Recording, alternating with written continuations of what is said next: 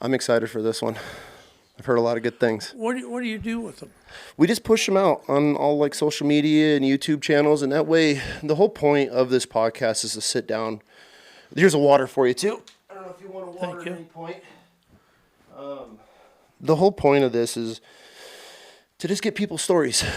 And, you know, everybody's got a wild chaos story at some point in their life. I sit down with a lot of veterans, a lot of law enforcement, and just get people's stories. And then we get to document them, and then we put them out for people to be able to listen to. And we get a lot of really good feedback as far as just people's lives and what goes on in them, and people being able to connect with them, and especially in the outdoor world or the veteran community, law enforcement, blue collar guys, just your everyday workers.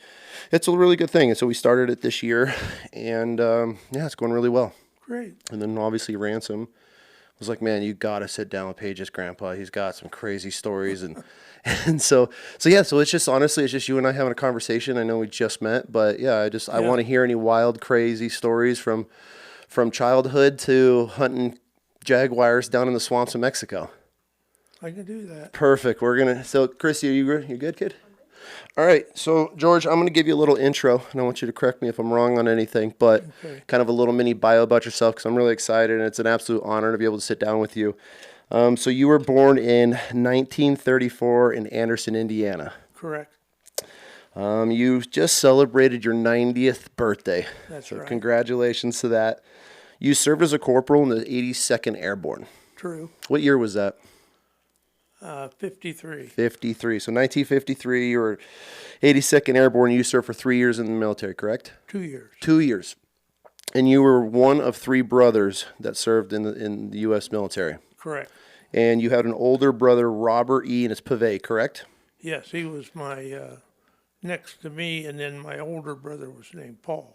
So when Paul was in the 5th Rangers, Right. and he stormed the beaches of Pointe du Hoc, correct? That's correct. Which was a very important position during, obviously, storming the beaches.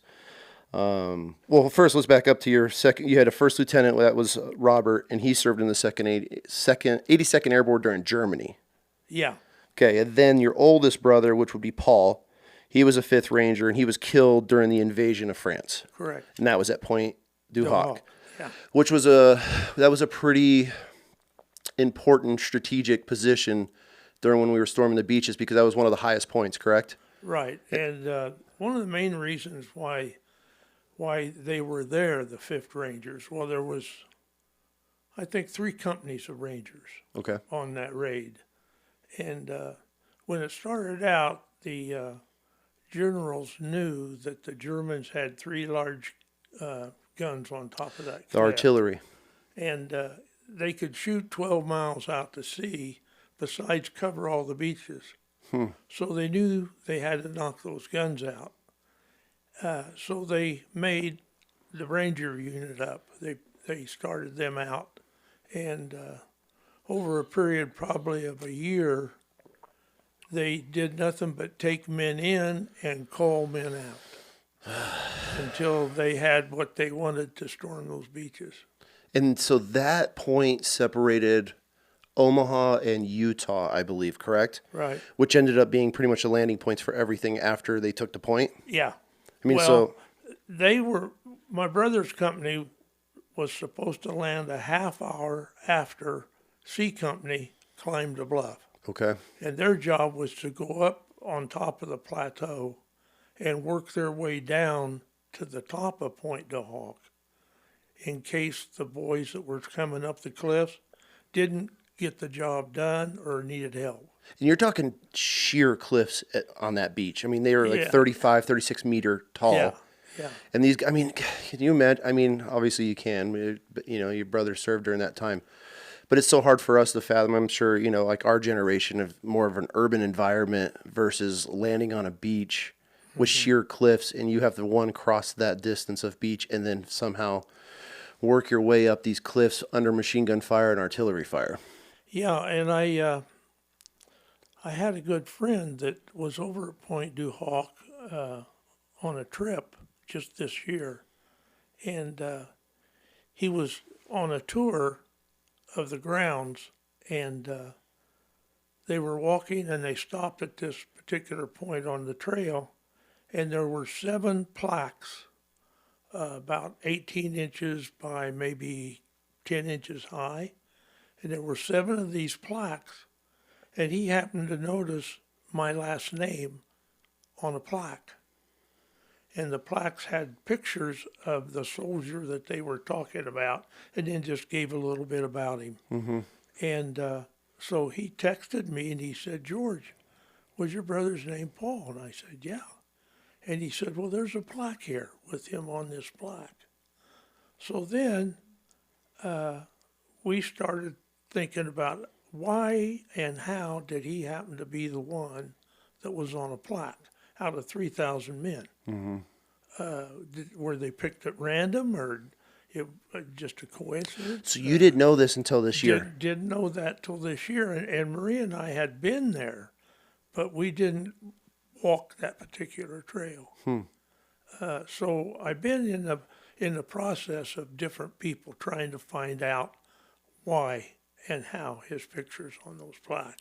Oh, so you still don't know? Still don't know. Was there just the 7, were they all Rangers on those plaques? Or was Yeah. it, okay, so it was from the 5th Ranger Battalion or Regiment that was there? Yeah. So maybe that's who we should probably look at contacting, and maybe they have the history of that. Well, it's a mystery. I don't know just how to find that out.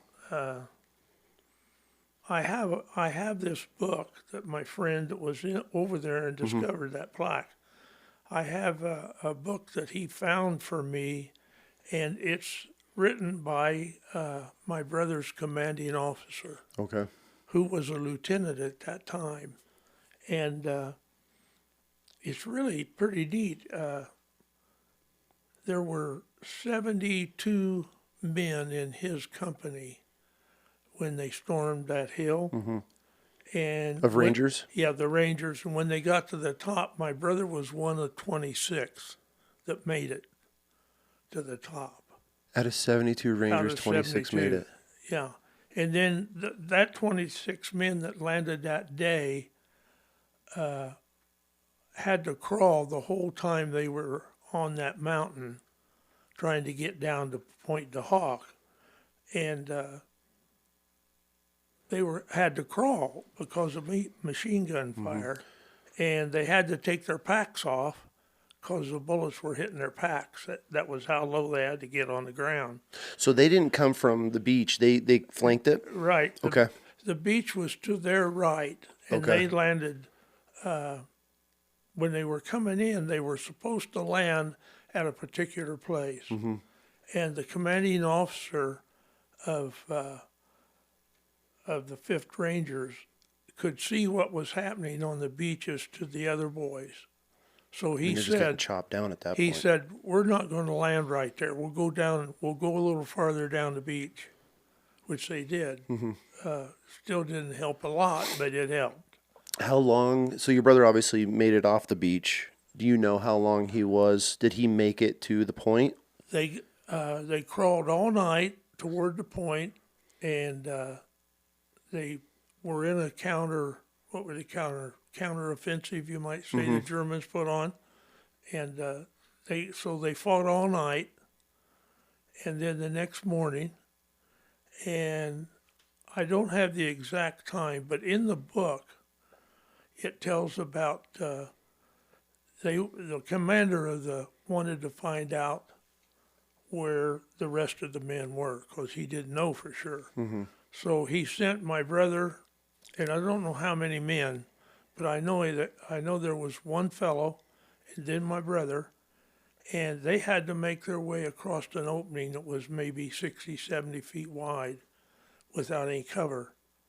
And the first guy made it across, and the second guy, which was my brother Paul, he was hit in the chest with a machine gun fire and killed him there the next day.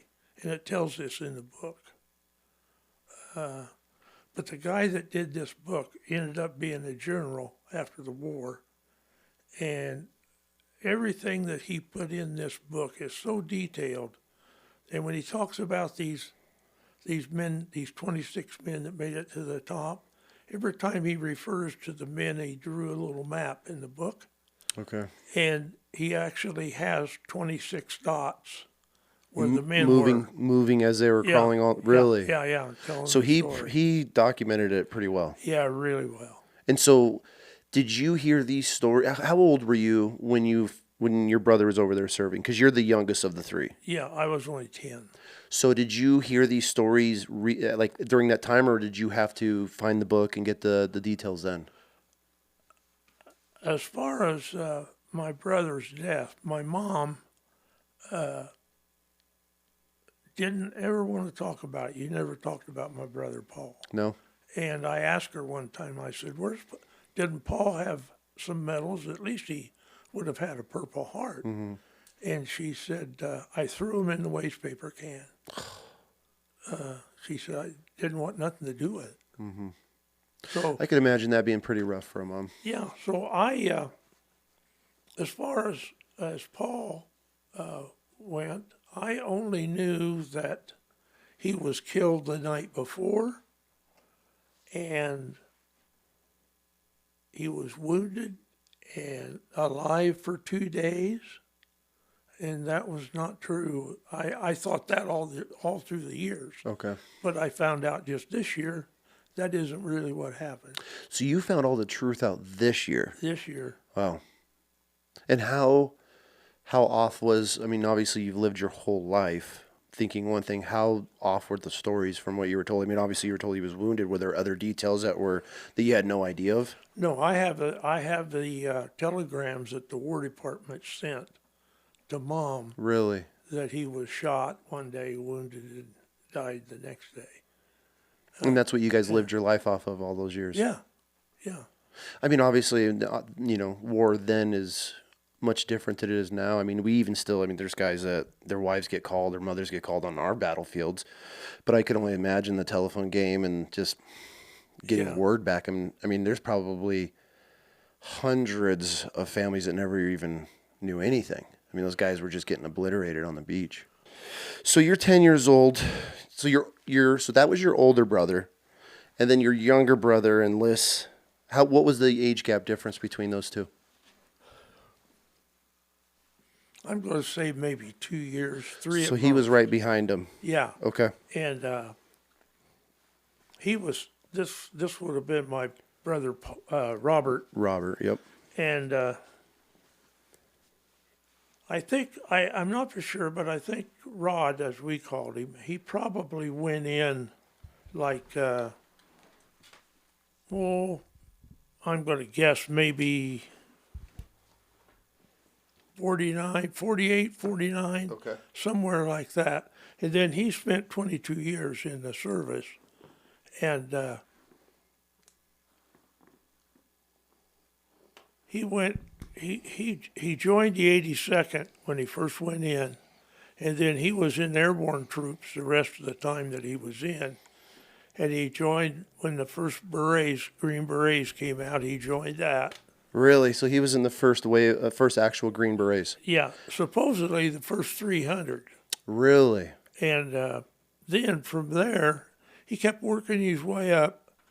And by the time he retired, he had held every rank from private to major when he No retired. kidding. And he went from, I don't know just when he joined the Special Forces, Okay.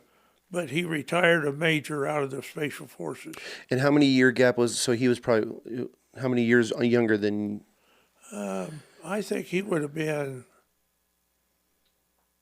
maybe 6 to 7 years older than me. How old were they when they were joining? Because back then, I mean, they were just children. I know Paul joined, and he was killed when he was 18. Okay.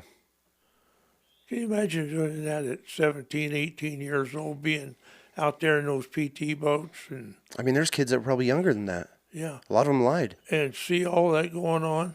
That's when men were men. There's been a lot of changes, from your generation to ours. I could tell you that much. Yeah, yeah. Yeah.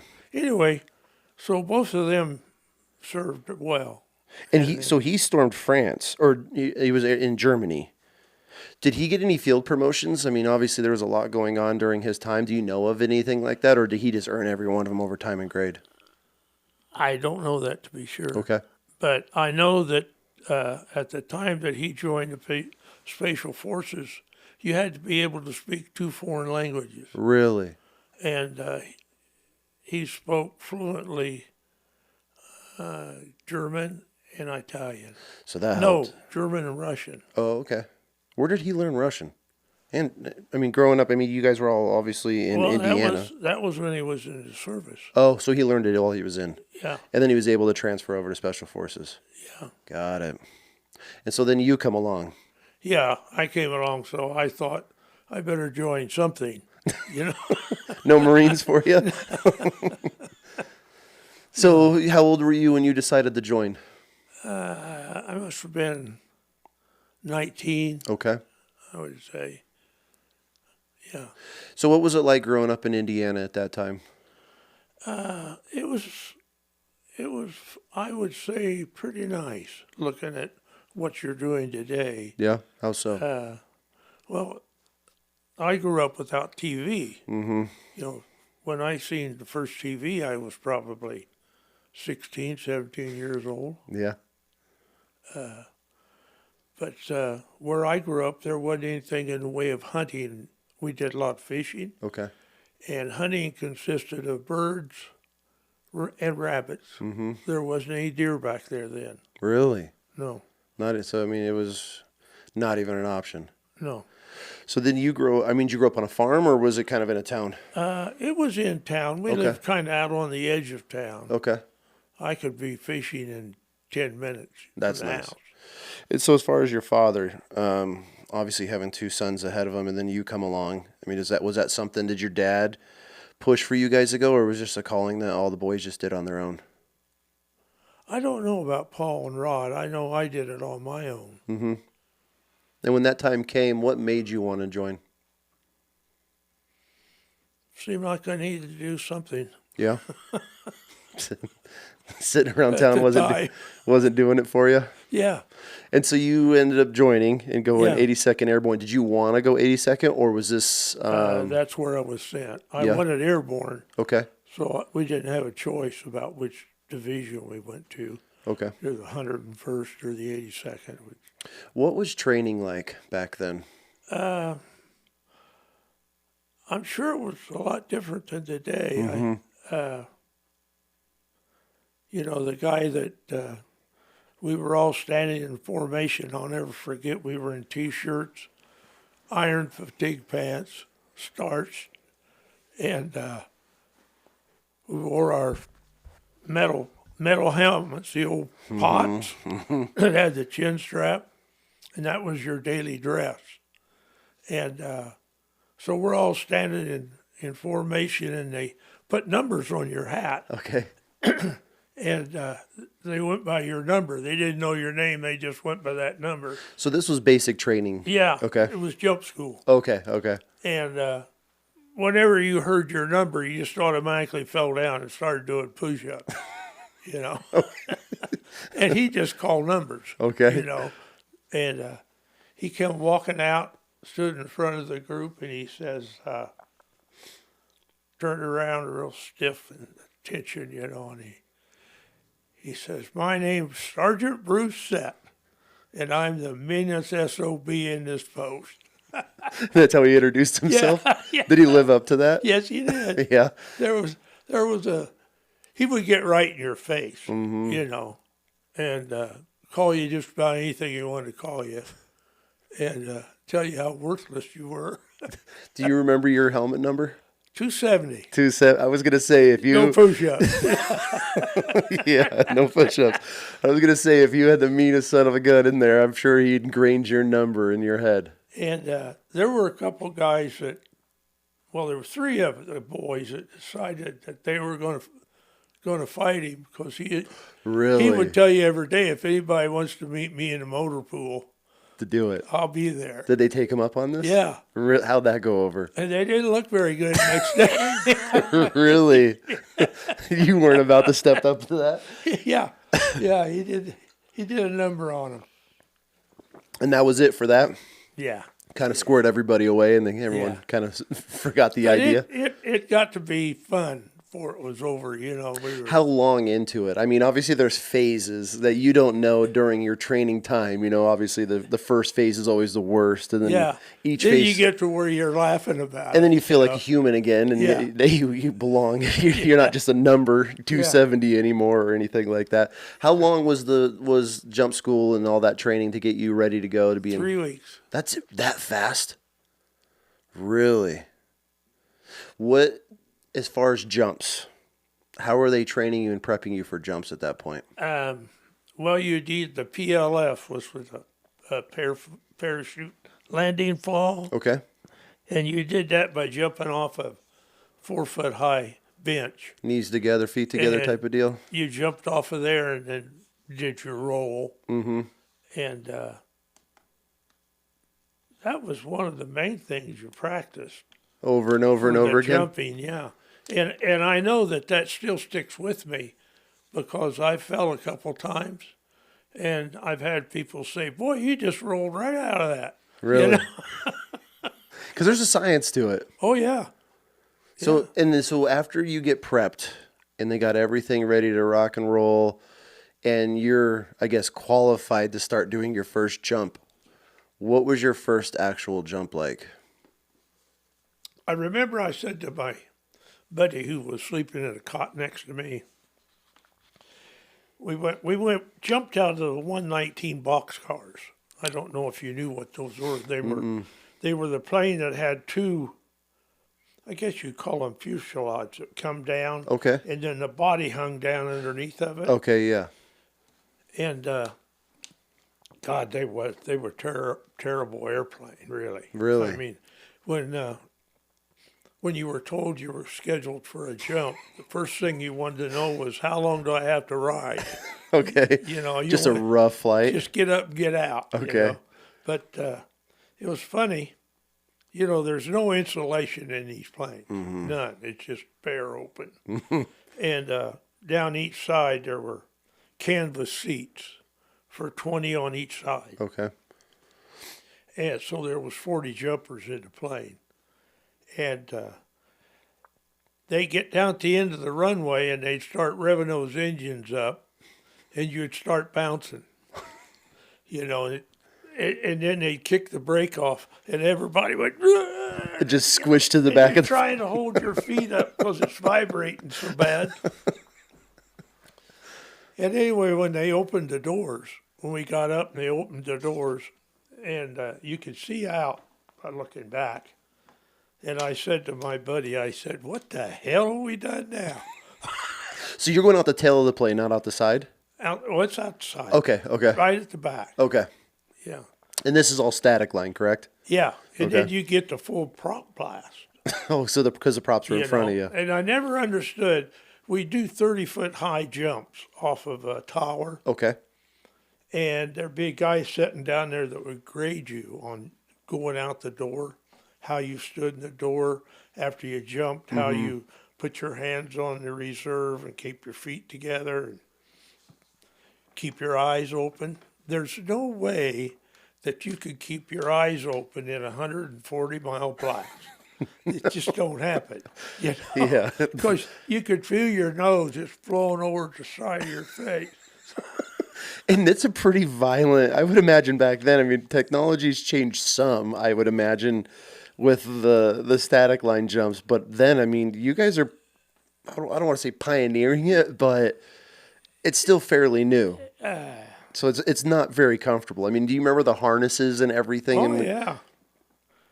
Yeah, of course, you're all bundled up. You got a rifle strapped to your leg. So this leg's stiff, And if the wind's blowing, and we had those big chutes, if the wind's blowing, that whole chute above you will just come over and lay on the ground, and still be full. And you're like this, trying to stop. And when you get a break, you got to try to get up. You got that leg with a rifle on it, and you got to run around and collapse one corner of the chute to collapse the air. So you couldn't unhook them then? No. You're No, you're on committed. your belly. You're on committed, yeah. Yeah. You're just trying to get her to stop. So if you have a good ground wind, I mean, you're just going for a ride. Yeah. How often did you ever have that happen to you? Once or twice. Yeah. Yeah. Pretty adventurous, I would imagine. Yeah. What was your first jump like? I mean, was it kind of scary, or were you ready for it? I mean, you're a young guy at this point. I mean, were you looking forward to it, or? You're scared. Okay.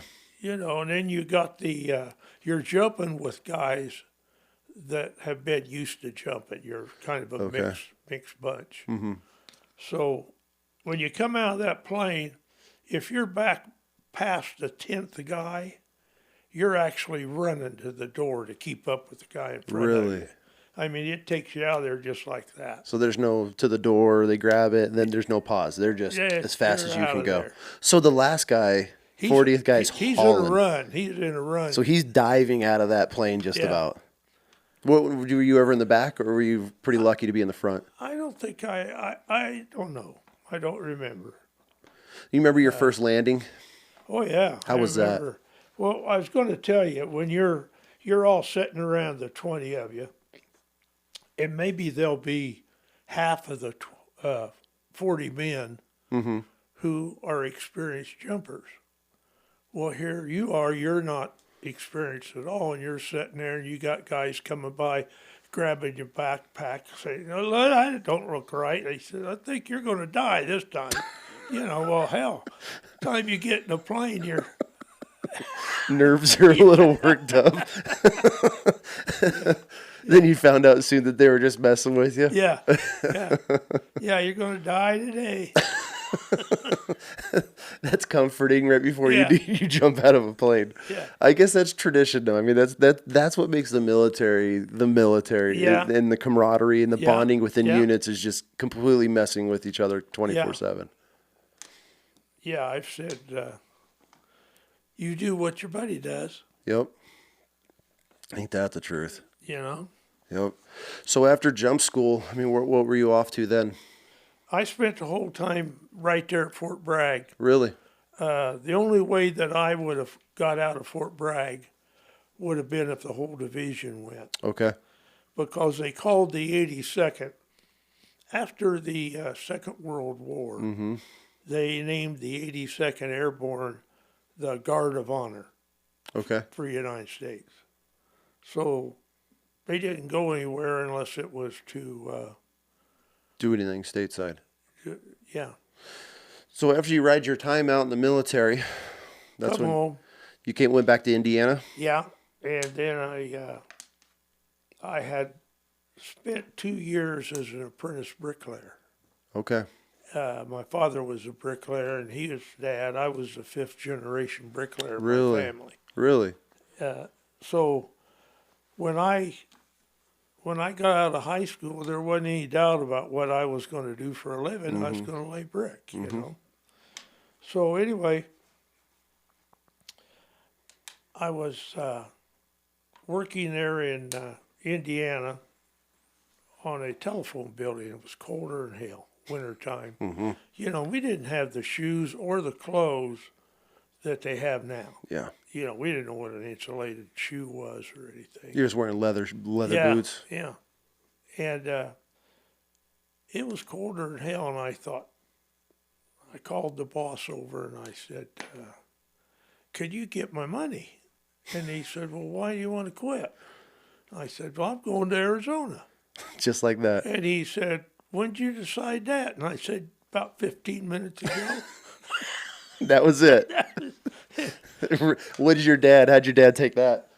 He He didn't care. Well, I was a little rowdy. I can remember one time I drove up to the job, and we always had a little shanty that we kept our tools in and changed our clothes. And I come riding up to the front of that shanty, and I was in the back end of a big Buick convertible, and a couple girls, and I jumped out of that and run in the shed, you know, just about time to go to work, and had dress clothes on. And my dad was sitting there. I could still picture, and he had his hands like this, and he looked up at me and he said, "You're never going to make it," you know. And I said, "Yeah, I am." You watch. So you were the rebellious one of the group. Yeah. Yeah. I probably was. So after that light bulb went off in your head that you were done with this freezing winter laying brick, how long until you picked up and headed south? Well, I was gone the next day. Really? That quick, huh? Yeah. And I hitchhiked. I was going to I didn't have a car, so I hitchhiked. Just gonna ask how you got from Indiana to Arizona. And I was in, I think, St. Louis. And some guy pulled over, stopped his car in front of me and got out and come back. And he said, "How would you like to go to California, drive a car, and pull a car behind you?" And I thought, well, hell, California is a hell of a lot closer than St. Louis, Missouri. Mm-hmm. So I said, yeah, I'll do that. So I started driving that car, pulling one, following him. Really? And we got down in Texas or someplace, but it was colder than hell. And I started the car up to get warm, and he came back and got out of his car and walked back, and he said, "I don't have the money for you to be running the car." And I said, "Well, I was just trying to get warm." And he said, "Well, I can't afford for you to run the car." And I said, "Okay." So then I thought to myself, I've almost fulfilled my obligation. Mm-hmm. Pretty close. Pretty close. Close enough.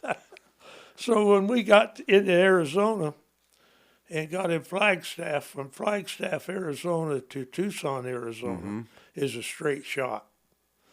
So I flipped my lights on and off and pulled over, and he come back, and I started to get my bag out of the back seat, and he said, "What are you doing?" I said, "I'm quitting." He said, "Well," he said. See, you used him to get to Flagstaff, and you're just out at that point. Yeah, I just quit. So I remember walking down the road in the mountains on black asphalt. And this is the first time being out there. Yeah, and I had a knife with me. So I'm walking down the highway with that knife out because I've heard about these bears and lions and all that stuff. Mm-hmm. And you can't hardly see your hand in front of your face. But I got picked up and got a ride down to Tucson. Really? Yeah. And that was it? Yeah. Then I went to my sister's. I had a sister that lived there. Oh, okay. Okay, so that helps. Yeah. Okay, that you had family there. And I had basic tools in this bag I carried. So then I went to work. And what were you doing there? Did you just pick back up on Yeah. bricklaying, huh? How long did you do that for down there? Well, let's see. I wasn't down there more than a year. I don't think. And I was in between jobs, and I always liked being around horses, although I didn't know much about horses. Mm-hmm. And so I went down to this big stables and rode horses a couple of times, and I met a guy there that I kind of started running around with, and I was learning how to ride horses and do just about everything you had to do around them. Mm-hmm. And we were messing around one day, and he said to me, he says, "I want to take you over to a guy's house for you to meet." And I said, "All right." So we went over to Dale Lee's house. The legend. And that's the first time that I met Dale. Okay. And Wayne, this fellow I was with, he had worked for Dale on the Ladder Ranch over in New Mexico, and helped him hunt and run his dogs one year. That's how he knew Dale. Because Dale's a legend houndsman. Yeah. And so you're getting just tossed into this whole new world. Yeah, so I was just standing there. I met Dale, and then we're standing there talking. And Dale said to him, "Wayne," he said, "how'd you like to go to Mexico with me for 5 months, hunt jaguar, help me with the dogs?" And Wayne said, well, I'll go if you'll take George. Dale said, you want to go? And I said, yeah, I'll go. Just like Yeah, that. yeah, To go hunt jaguars. yeah, Down in Texas. yeah. Old Mexico, Old Mexico. 1,000 miles south. So you just pack up with these guys Yeah, and off you go down to Old Mexico to experience jaguar hunting. yeah. All right, let's jump into this. Because this doesn't happen anymore. These days are long gone. So you make the 1,000-mile trek down to Old Mexico with a trailer full of horses and a bunch of hounds. No animals. No animals. No horses. So you just went down and loaded up the hounds in the box and off you went. Yeah, we had about 20 hounds. Okay. Then we had a That's dog. a good pack. We had a dog trailer, and it was pulled by one pickup. And then Dale and them pulled a pickup with 2 boats on that trailer. Okay. And that was it. And off you went. And off we went. What the hell was that like? I think it took us about 3 days to get to where there. we're going. And we went first to the main town that we stopped at was named Tuxpan. Okay. Tuxpan. And then from Tuxpan, we went out toward the swamp through a little town named Pericos. Pericos. And Pericos just had little huts, and people had dirt floors. And Is this all a culture shock? Like, I mean, you're from Indiana to Yeah. Arizona. Now you're in just little villages in Mexico. yeah. I mean, what was that like? I mean, you're experiencing the culture, the foods, everything. Yeah. So it became tortillas and beans for a while. I can imagine. But you don't think about it. You're just having you're having a good time, wondering what's going on. Learning. And so we'd exercise the dogs from camp. Camp was this big body of water that we hunted around called the Agua Brava. And the reason they called that was because when the wind blew, it would get really, really rough and just roll. Mm-hmm. And whenever you went across the Agua Brava, you stopped when you first got out on it and looked to see if there was any wind. Oh, so because it got pretty rough out there. It got real rough, and then I think it was either the year before I joined up with Dale that the last hunt of the year, they had a Jaguar in the boat that they had got for the client. Mm-hmm. And these boats were 16 foot long. No, 12 foot long. They were 12 foot long and about 4 foot wide, flat bottom. Mm-hmm. And that's what we hauled the dogs in one boat. Usually we'd always have those 2 boats. The client and Dale and one of us guys would be running the motors. And then in the back boat, there'd be 2 natives with the dogs. Okay. And anyway, we would set up a fly camp where we called it a fly camp, where we just put up tarps over our kitchen area, we called it. And the kitchen area had, the natives would make legs out of limbs, and we'd had a top on a piece of masonite, I think it was. Okay. And that was the kitchen table. There was no luxuries on this hunt, like you see. Oh yeah. This is straight rugged. This is rugged. Mm-hmm. And then we had the sleeping area with cots and mosquito nets. How remote were you guys when you were on this lake? I mean, what year is this? I got down there in the winter of '58. So I mean, you could be days from anything, pretty much. There was Pericos, which was only about 3 or 4 miles. Oh, okay. And then the big town was probably 20 miles. Oh, okay. So you're not super remote, but you're enough. No, you get caught out on that lake, though, you're done. Yeah. Did you guys ever experience anything pretty rough? I did. Yeah. I did experience. How was that? We had set up a camp way out in the swamp, And I went to what we called main camp to get supplies and take back to our fly camp. And so I had the boat loaded, and I was coming back, and I looked out on the lake, and it looked pretty calm. So I started across, and the wind came up. I don't know how high the waves got, but I knew that I would go up, and then I'd just come down and say, bam. On I that hit flat the bottom boat. Yep. And the waves, when I had bam, the waves were up here, you know. So you guys are crossing like the center of, I mean, you're crossing the Yeah, lake. You're not going just like kitty cornering to go to your camp. So you're crossing the lake. crossing the lake. 'Cause Okay. I got to go down at the other end. Okay. That's where and about halfway there was a point that came out from the other side of the swamp that came out into the lake. Maybe halfway, and I thought if I can make it to that point, then I'll just stay right there all night. Or hug the shore, The storm quits.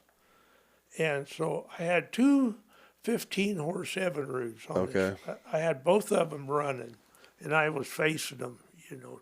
So you're individually steering both of them. They're not. They're not connected. Okay. And the goddamn, I mean, it's a bang. And you're facing technically backwards, trying to look over your shoulder, steering this boat. Yeah. Finally, I made it to this point, and so I tied up the boat, and there had at one time been some pretty good trees because there was some stumps that was like this. Mm-hmm. So I got on one of them stumps, and I sat there till daylight, Really? till the storm quit. What do you mean by one of the Raining. stumps out in the water on one of Yeah. the stumps? You sat on a stump in the water all night? Yeah. How was that? Well, it wasn't the best of accommodations, I can tell you that. But anyway, That had to have been miserable. yeah. But I sat there, and then before I left, here comes Dale and them in the other boat from camp, because they're just pretty sure that I didn't make it, you know. So they're looking for you. Yeah. But I surprised them. I was still going. Surprised yourself, probably. Too. So you're solo. So if something would have happened, I mean, you're on your own out there. Oh, that'd been it, Yeah. you know, because we didn't have life jackets or anything. Nothing. So when it came to these clients, you're the new guy in camp, or the youngest, I should say. What was your role and position? Were you running dogs, feeding dogs, and all that? Yes. Yeah. Yeah. How was that? And Learning. I mean, because you're learning hounds, and Yeah. each one of them has their own personality, and you know. Oh, yeah. You could get to know those hounds. Now, like in the fall of the year, we would be up in northern Arizona at Dale's brother's ranch. And we had a fly camp there. They had one small building that was for he and his wife. And we slept out on a cot with a tent, with the tarps. Okay. And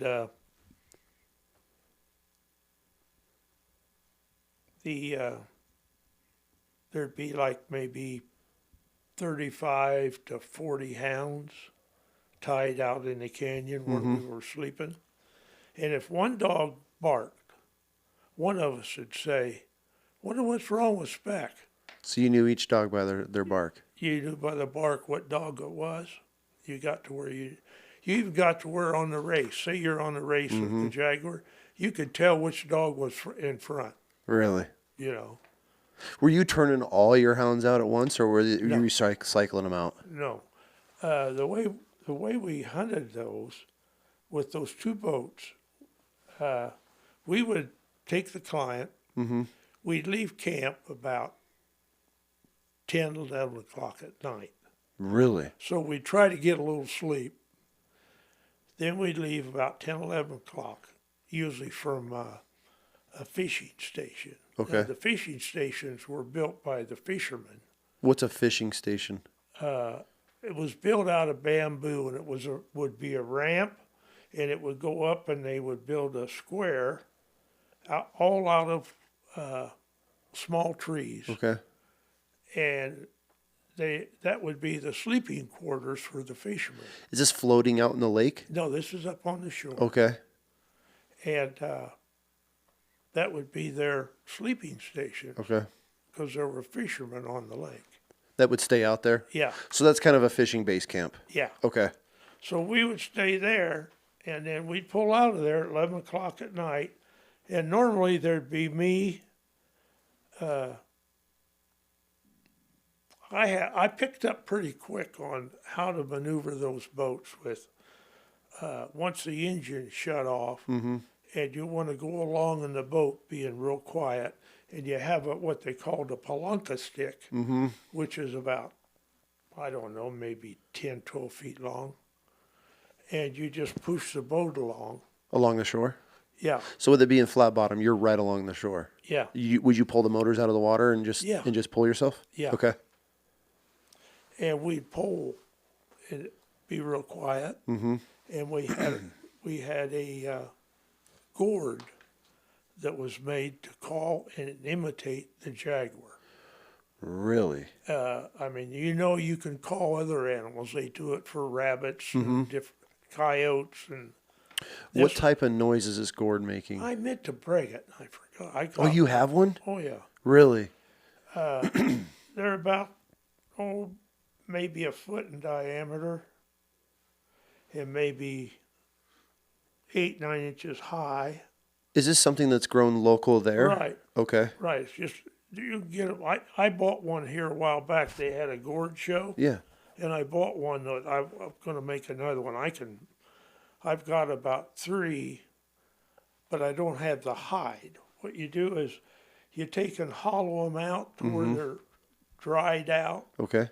and then in the top you cut depending on the size of the gourd, you cut a hole that you get your hand in and out of comfortable. Okay. And then on the bottom of it, you cut a larger hole and you stretch hide across there. What type of hide? Any? Goat hide works real Okay. well. Dried, or is it you putting it on soft and letting it dry? Well, you put it on wet and then let it dry out. Okay. And then it gets real tight. Then you put a hole in the middle of that hide, and you take a braided horsehair, and Pagey's real good at braiding for me. Okay. You braid a horsehair string, and you put it through that hole, and then you take beeswax and rosin, and you put on the string, and then when you pull on that string, you can imitate the sound of a jaguar.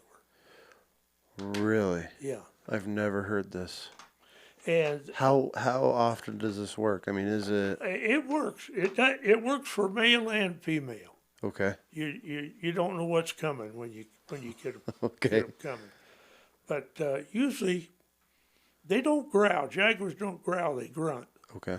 And they'll make, just about all of them make the same type call. What type of grunt? Can you imitate it? Yeah. Is it deep? Yeah, it's a deep, and it usually, you want me to make the sound? I would love to hear it. Okay, usually they'll go, oh, oh, oh, oh, oh, oh, oh, oh. And that's when they're close? Yeah. Now, Well, you can hear them in the swamp. You can hear them as much as, we gauged one time that I had a client and Dale had a client, and both of us were calling. So we knew each other, where each other was. And we figured we were 5 miles apart, and we could hear each other in that swamp. really? I mean, sound travels so far on water. Yeah. But that swamp and being in the woods and just how thick it was, it didn't dampen any of the noise at all? No. Really? The in that swamp, if you were able to climb a tree, none of the trees were more than, I'm going to say 12 to 15 feet high. Okay. And if you got up in a tree where you could see to the horizon, it'd be just like all those trees were the same size. So it's flat. Yeah. And I tried my best, and I'm pretty good at finding out where I am in no directions, out in the swamp or the forest, either one. If you're out enough spend enough time out. Dale told me when I went to work for him, he said, George, he says, if you pay attention to where you are, he said, put camp on your right shoulder. That's where camp is. And you'll get to where you know, wherever you are, out hunting, whatever you're doing, you know camp's right there. Mm-hmm. It works. So the whole time, I mean, you're cognitive enough to like remember. So even when you're on a cat and the excitement's going crazy, you're always thinking, keep camp on my right shoulder. Trying to.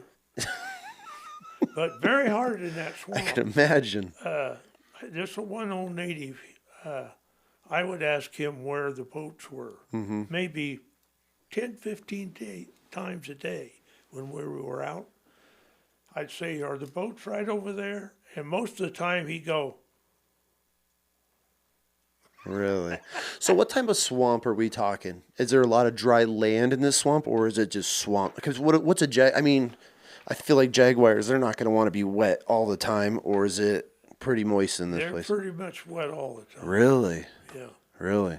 And where the swamp was, it was just inland from the ocean, and the water that was in the lake was brackish. Okay. You know, it wasn't real strong, but it was brackish. And I remember you couldn't hardly tell where the water came into that lake. You know, there wasn't no river off of the ocean. It was groundwater? It was there. Okay. You know. And most of the time you were in brush and those small trees. Mm-hmm. You couldn't see most of the time more than about 15 feet. So when you're calling these jaguars, what was it like when you heard your first one? I was pretty excited, really. Yeah. Did you know exactly what it was, or did you have to get like confirmation, like, is that one? Oh, no, you knew what it was. It was that. But, you know, you take me, I grew up in Indiana. The only thing I've ever hunted is birds and rabbits. Okay. You And know? now you're in the swamps in Mexico calling jaguars. Yeah. Okay. And, but anyway, the one native that really run the dogs, Felice, he had hunted with Dale many years before. And he was the only native that Dale let carry a gun. No, none of the others natives. Why is that? Just trust-wise? Yeah. He knew him well enough that Okay. Didn't want to get shot in the back. But, yeah. Because he had a brother, Dale had a brother that did get shot. Really? In the back of a lion tree. Really? I mean, it happens. I mean, Yeah. I say it kind of jokingly, but I mean, it still happens to this day, especially clients trip and just aren't paying attention. Yeah, we didn't let him carry a gun with even the client. Client didn't get to carry a gun. So you're carrying it for him, get to the tree and hand it to him? We get it to him, have it load it for him, and hand it to him. Okay. Yeah. So when you first jaguar experience, what was that like? Exciting, you know, you got this Phyllis that run the hounds. Mm-hmm.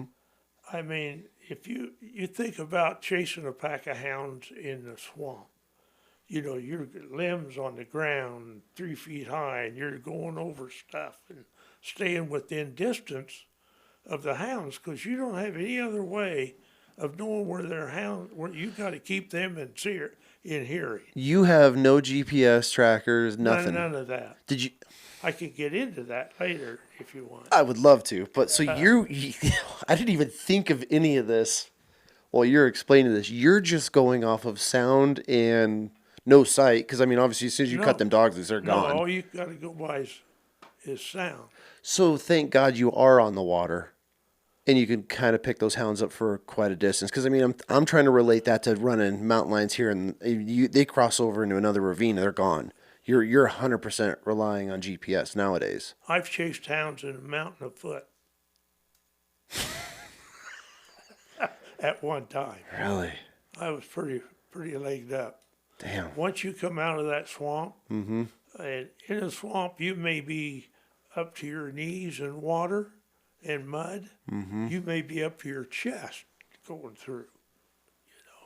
Did you ever come across? Is there any crocs or alligators or anything in there? No, Nothing. So there's alligators there, but very few. Okay. I only seen one 10-foot alligator, but the little ones, like this, yeah. a lot of those. You only And- one 10-foot alligator, and you're up to your chest in water. Yeah, but the ones that are about this long, you'd see, if you're at night, shine a light on the water. Those red eyes. You can see the eyes, So Wayne, he would get in the front of the boat. This is when we're playing around. He'd get in the front of the boat, and I didn't do this, but I'd drive the boat, and he would go along, and he'd take and grab him out of the water, hold him up. Toss them back I in. didn't do that. No, you weren't in on that one. No. So you cut out on your first. Okay, so you're calling these jaguars. Are you waiting for them to come to call back, or Yeah. are you? Or, I mean, okay, so that's the only time you're letting hounds out, or will the hounds cut any sense or anything like that? No, you can't. The reason why we called the jaguars was like if the boat is sitting where I am, this direction, and a jaguar answers toward like where from the direction you're sitting, you call for the purpose of getting the jaguar to come to you, and you're still in the boats Being super with quiet. the client. And the boat with the dogs are maybe 100, 200 yards back behind you. Okay. And you're just pulling along, And just pulling the string as you and do the it. guy's calling with maybe 5 minutes in between. Okay. And one night we were pulling along like that, and I asked this native, I said, kind of laid down, and I said, "Where's the flats?" And the flats were in the swamp. There would be flats, maybe like a road, a width of a road would go out through the swamp a ways, and then they'd go through brush, and it'd open up into a sandy flat again. Okay. And if we didn't get a call, we would walk those sandy flats, because you couldn't take your client normally. They're professional men. They're men that have some money. They're office people or they're business people. They're not built for this. They're not built. They never are. Not to go through that swamp. So we tried to get the jaguar as close to us as we could get him. And we knew where he came from. We didn't know where he went after he got to discovered us. Okay. And we'd never know when he discovered us. Maybe sometimes you'd hear him and he was a little ways off, and then you wouldn't hear anything for a while, and then they'd open up and maybe it's like he's only 50 feet from you. Really? And it's like, whoa, he's here. And then we'd get out of the boat and figure out which way he went after we last heard him. How would you figure that out in the swamps? By watching, there's ground. Okay. There's ground. So you're looking for tracks, and is this Yeah. after you're doing this at night? Yeah. What are you using to light up? Well, you don't do this till daytime. Okay. When you get out of the boat. Okay.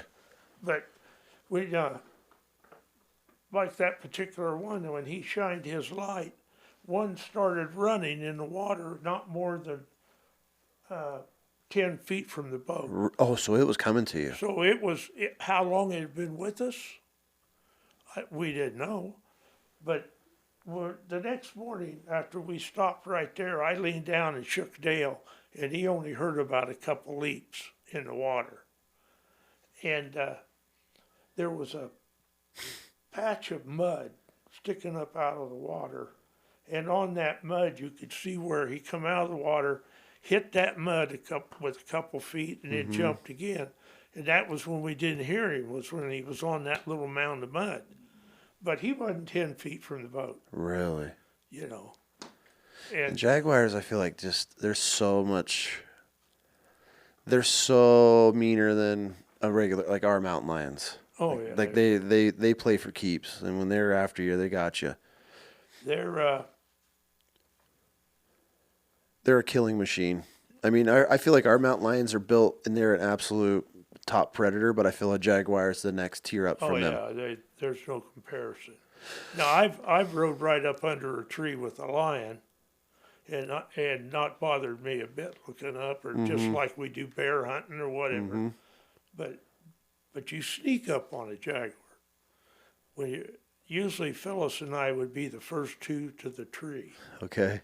And I've stood, before they tree, they'll start circling.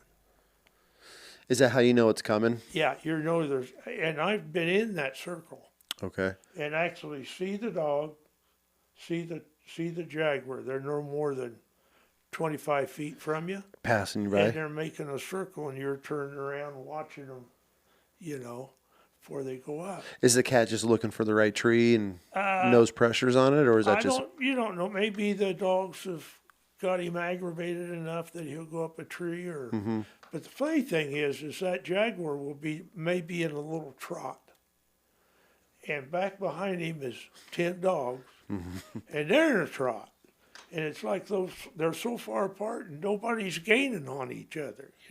the cat just keeps him right at that distance? They're thinking, well, you're going to go up a tree. They don't want to fight him. Yeah. They've been through that. So I watched a video once, I want to say it was a Jim Shockey video, where they were tagging or studying jaguars down in South America, and they had this jaguar tree. It was a big tom, they were guessing, and as they're running, they're passing hounds that are just dead. I guess this jaguar was just turning around and it would just crush these dogs. And obviously somebody can pull the video and find this, but there was several hounds, and you could see the houndsmen, like his hounds. The cameraman's just running and filming these dead dogs as they're trying to get to the tree, and they're like, "We have to get our dogs out of here," because there was a big tom. Did you ever experience anything like that, or were your dogs super trained and just knew better? I think after they got one, sometimes jaguars will bay on the ground, just like a lion will. Okay. But when you can't see no more than 15 feet, and you got a jaguar on the ground with 10 hounds on the ground, it's exciting. I could imagine things get western real quick. I mean, you could almost feel the hair on your neck, But I've seen dogs come by me doing cartwheels. Really? Yeah, I mean, Jaguar just tossing them. yeah. What was it like the very first jaguar that you saw? Because they're such a beautiful animal. Going through that swamp, you could look at your hounds at the tree, and most of the time they would be so much mud on the dogs you couldn't hardly tell one from the other. Okay. Jaguars in the tree, spotless. Really? They never were dirty. I've always wondered that, because you see the pictures, though, especially the old school pictures of them in those tent camps and things like that, and they're always, I've always wondered that. I don't know how, they're short haired just like the dogs. Yeah. But they don't Spotless. have any, and they got to go the same way the dogs went. Yeah. That's interesting. Because a lot of times the dogs are going along in the water, and the only way they can get the scent is off of what's hanging down. Oh, just branches and Yeah, leaves? branches. They'll have their head up and they're hitting the branches. That's interesting. They're not smelling it because they can't. So, I mean... But when jaguars run, they kind of hold their tail up. Okay, so it's whacking on everything? Yeah, it's kind of curled toward their head a little bit. And a lion don't do that. I guess you're right, huh? I've never thought of that. Yeah. And so is that catching on a lot of stuff, and Yeah. that's kind of the indicator for those dogs? Yeah. Interesting. Is there a client or a hunt that stands out to you above all of them that you were was absolute complete chaos? There were a couple times that getting back to the client, how most of them are business people. Yeah. The hardest thing with the client was getting him to the tree. Always. That's always the biggest problem. Nothing's changed there. And we had this fellow, his name was Fox Burns, and he owned a cardboard factory in Terre Haute, Indiana. Okay. And in fact, he wrote a story that was in Outdoor Life magazine about this particular hunt. But anyway, the dogs hit this track, and it was a female and a kitten. Okay. And Fox Burns, we'd had him in the swamp walking before, and he said, "You boys go ahead and get it for me." He said, I don't want any part of that swamp again. Really? So that was really fun for us. Because you didn't have a client. Now it's now Didn't you have guys. a client, and then the bets would be down. You know, who's going to kill this? Okay. Who's going to get to the tree first? You know, so then we'd take off. You know, and so that particular kitten, which was, I'd have said he'd weighed 70 pounds, Okay. something like that. Anyway, the dogs caught him first, and bang, it was over for the kitten. Yeah. They killed it. Yep. And we're standing there with the dogs, watching the dogs, and letting the dogs chew on him. And Dale says, listen. You know, we quieted everything down, and we could hear a dog running. It's after that female. Mm-hmm. And so all the dogs then, as soon as they heard this other dog, Off they went. Off they go. Yep. Know? And they're packing to that other dog. And Phyllis and I got to the tree first, and I'm just kind of looking at it, you know. Mm-hmm. I wasn't quite ready to shoot it. I was just kind of watching it. And all at once, bang, Dale's over here, and he shoots it, you know. Took it out from underneath I you. had no idea he would be there. Yeah. So we're back then. I mean, are you guys killing everything that you treed, or were you trying to just find big toms, or was it just a go? Everything was a green light. What, it was green light on India. Was it? So for every client, what was the density of jaguars down there? I mean, was it pretty common the turnout, or when you did, it was like, okay, finally, this is happening? I remember one year, there was 14 jaguars taken out of there that year. And there was 8 hunting camps down there, hunting. Really? There was 7 of those camps had caught, I think, 2 jaguars. So how many clients are you running out of there? We had caught the rest. We had caught like 12, and they caught 2. Oh, okay. What separated you guys from the rest of the camps? Knowing how to do it. Really? Just experience? Yeah. Really? Was there ever a big tom that that stood out above the rest? I remember we got on a track, and this track was the biggest ball we'd ever seen. Really? You know, and we thought we're after a big tom. It was a female. Really? Big female? Yeah. Did you guys end up catching her? Huh? You end up catching her? Oh, yeah. Obviously, he knew it was a female, so I could have answered that one. Yeah. But, you know how a lion will go along and they'll pee on, just like a dog? Mm-hmm. You know, they take their 2 hind feet. Make scrapes, yeah. And, of course, you're in that swamp. I don't know if a jaguar does that or not. And I don't know if I ever discussed that with Dale. But it was quite the experience, huh? Yeah. How many years were you down in there doing that? Or how many seasons, I should say? 2, 3. Yeah? So, I mean, out of those 3 seasons, how many jaguars do you think you guys killed? I seen 25. Really? Yeah. Really? We caught 25. Did you ever have Dale said he caught 120 some in his life. That's a good number. Did you ever have any clients get chewed on? Or anybody ever get attacked? Really? No, I never, other than being on the ground. I seen Wayne, that I told you that introduced me to Dale. Yeah. I seen him run in on a jaguar on the ground. And this jaguar was on its back. They'll get down, they'll lay on her back and fight. And he ran in and stuck a barrel in that jaguar's mouth. Really? And you could hear the clack, clack, clack. Before he let one off, huh? Yeah. No thanks. No, thanks. So after you guys were done with, so were you running them in seasons or were you down there the whole time?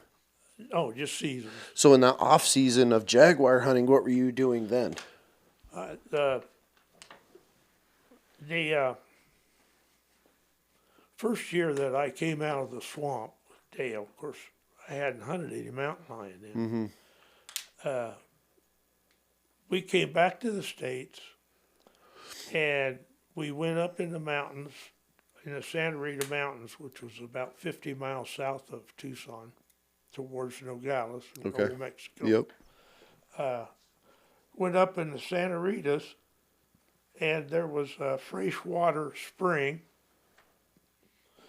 that was there, and that's where we picked to stay with the dogs and 2 mules. And there was an old adobe shack there, and the old adobe shack was maybe 16 foot long, 8 foot wide, and had an old fireplace in the end, dirt floor, no doors.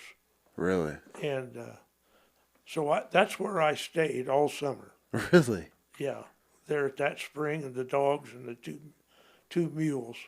Really? And I'd get up every day and take the dogs and make a circle. And I got familiar with a Mexican family that ranched down at the bottom of the hill from where I was. Okay. And I got to be quite friendly with him. And I'd go with him and feed the cows and stuff. And I told him, I went down one day and I said, his name was Alfredo. And I said, Alfredo, I've run a lion 2 or 3 times, but it was in like June or July. And it was hot, real hot. And I said, I've run him 2 or 3 times, but the track just dissipates. It's just too hot. Dogs can't smell him. And so Alfredo said, well, why don't I come up in the morning and I'll be at your camp before daylight, and we'll hit the top of the divide and see if he's up there. He says we'll get a good shot at him because he's high and early in the morning. Mm-hmm. So we no sooner hit that ridge, and I seen this particular dog named Drifter. He run over and put his nose in a scratch. And so I knew it was fresh. He opened right away. And the scratch was headed in that direction, I'll say. So that Drifter starts off in that direction. So I know he's going the right direction. So he takes off, and I let the rest of the dogs pack to him. I think I had five or six. Are they just trailing you just running with you on the They're mule? right behind you. Okay. They stay behind you. Got it. And that's where they are all the time.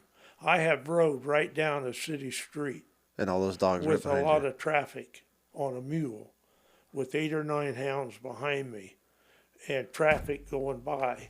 And I never worried. I know they're right there. How? Just over time? I mean, Over time, and if you get a dog that at first doesn't know how you do it, you take and neck them to another dog that knows okay. how it's supposed to be done. How long does that take before it clicks on a hound?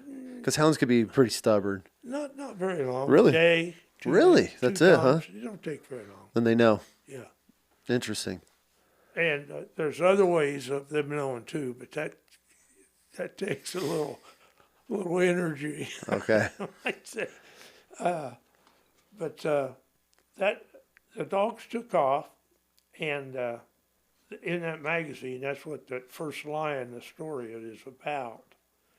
And so we're in a gallop after the dogs, and they're going, they're running hard. So we know we're going to catch that lion. He's there on a good track. And so pretty soon we come up over a ridge, and we could hear the dogs barking tree. So we rode down to above the dogs, tied the animals up, and walked down.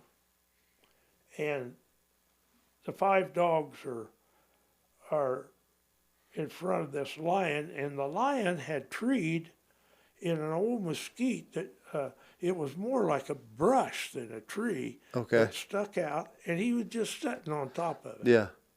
You know, and the dogs aren't more than 6 feet from him. You know, So he's right there. he's right there, and so we sat there and watched him, and so Alfredo said to me, he said, "You know, George," he said, "that lion is sitting on the edge of a bluff.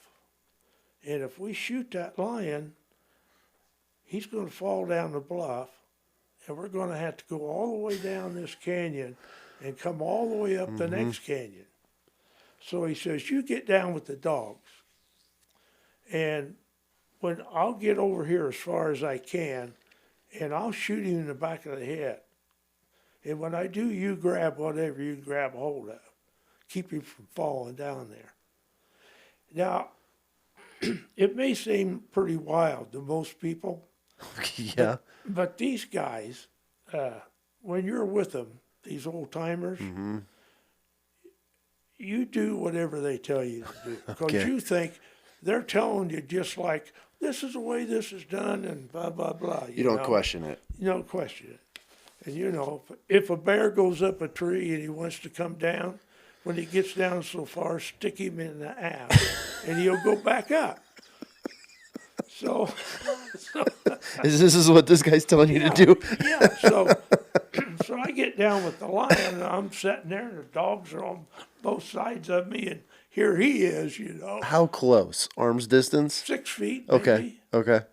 And so when Alfredo shoots, it was just like that lion tucked his head, Yep. and his ass end come up, and here come his tail, and I grabbed his tail and sat down, and he fell over the bluff, about half of him, and he's quivering dead. And I got a hold of him, and I hollered at Alfredo. I said, "Get down here and help me. I can't hold him." You know, he's waiting for it.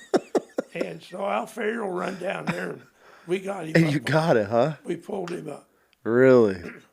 So, so I didn't think anything about that. Yeah. You know, I thought, this is SOP. This is Just the way how it works. just how you do it. And so Alfredo said, "George," he said, just take that lion downtown in Patagonia." Patagonia was like, I don't know, 15, 20 miles. Okay. On horse? No, in his truck. Okay. So we put the lion in the back end of this half ton, and we go down to the bar, because he said, "There'll be some cowboys down there. I know them."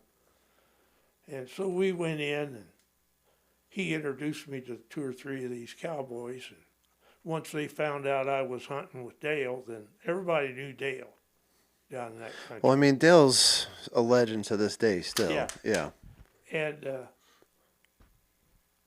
so it'll be okay, because I know him. And so Alfredo, he's telling the story about how things went. So he tells all about the race and the treeing and how we get down there. And he said, "I told George to get down there." And he said, "When I shoot him, you grab him." And he said, "Do you know this kid did that?" And you're sitting there like, you Yeah, son I'm of a like, bitch. Yeah. Almost went off a bluff for you. Yeah. Yeah, okay. Yeah, You know? Alfredo's like, I can't believe it worked. Yeah. Yeah, he'll do.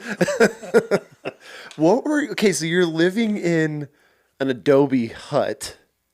What are you eating and everything out there? I mean, how are you surviving out here all summer? Well, you know, I don't have any way to keep anything cold. Yeah, that's my thought. So when you're 15, 20 miles from town, I mean, are you making a trip every day to go get something, or what are you eating A out lot here? of sandwiches. A ring of red and a loaf of bread. And then you have a well out there, or I mean, are you just Yeah, okay? there's fresh water. Yeah. Are you out there by yourself in these hounds? Yeah. Really? So And I you're just stayed there all summer. you're just enjoying life, huh? Oh, yeah, I get up every day and ride a mountain. And, You ever go down to Alfredo's and he cook you up some tortillas and beans, yeah, or what? Yeah. Yeah. That's pretty nice. Yeah, I go down there for dinner. Okay. Anyway, stayed there all summer. Were there big bears out there? I never run a bear while I was there, Okay. and it's the only lion I ran. And then we went from Dale come down. We loaded up everything, and we went up to the White Mountains in Arizona. Mm-hmm. Uh, we were up on Blue River. Okay. Blue River's right on the almost on the border of New Mexico and Arizona, just above Clifton. Oh, I know Clifton. Okay, above Clifton, Blue River comes down. Okay. That's where the ranch was that Dale's brother Clell had. Okay. And How many acres are you talking on ranches? I don't know. I don't even know how many head he run. Just large enough. Just large enough. It wasn't a big deal because Okay. I helped getting the cattle that fall and bringing them down onto Blue River.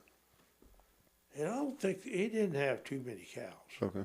You know, maybe 80 to 100, maybe. Mm-hmm. So not a huge operation, but enough. Yeah, enough. And so when you moved up there, besides helping the cattle, are you running up there? Yeah, we were. We wasn't on Blue River. We were up at Hannigan's Meadow. Do you know where I don't. Hannigan's is? At the top of the road. If you went up from Clifton, if you climbed a mountain, you go up into the White Mountains across the Fort Apache Reservation. And that's where you There's guys were? some of the biggest elk up there that there is. Okay. And so we went up there, and we were going to stay there till the end of December. And then we go down to Tucson and outfit for Mexico. So this is just your cycle. And these are the same hounds that you're running. So instead of letting your hounds have an off season, you're just jumping season. You're chasing seasons to keep these hounds fresh. Yeah, you're going up there running bear and lion. What was the bears like up there? They wasn't real big. No? I've got a picture of Dale and a couple old cowboys of the world's second largest bear by bow. Really? And they're standing and they've got it stretched out on the ground. And that was up there with Don't you know- guys? That was there at Hannigan's Yeah. that they caught it. But we just ran lion and bear while we were up there and training the hounds. And you're all dry ground too a lot of the time. Yeah, that's Which is- all dry ground. I feel like, from what I know as hounds and having a bunch of buddies that are houndsmen, like any dogs that any of the hounds, I mean, in the houndsman world, those dry dogs, that's what everybody wants, or the dry ground ones that are just, so I guess, compared to snow. And then I guess the next above that would be swamps. I mean, if your dogs are running swamps, there's nothing that is probably even slowing those things down. No. So those dogs are coming straight from the swamps of Mexico, and you're rolling right up into just anything. I mean, it's probably a breeze for them to get on a track. Yeah, yeah. Made it a lot of fun. Yeah, it's fun to watch the dogs and know the dogs. And speaking of dogs, do you know a houndsman here by the name of Tyler Strickland? He owned the, that rock yard that's just out of Star, Idaho? Mm-mm. There's a rock yard. Okay. He owned that, and then he sold that. Okay. Well, about 5 years ago, I told Marie, I said, I know there's a hound banquet, because I'd seen them advertised, out in Nampa. They're having a banquet. Mm-hmm.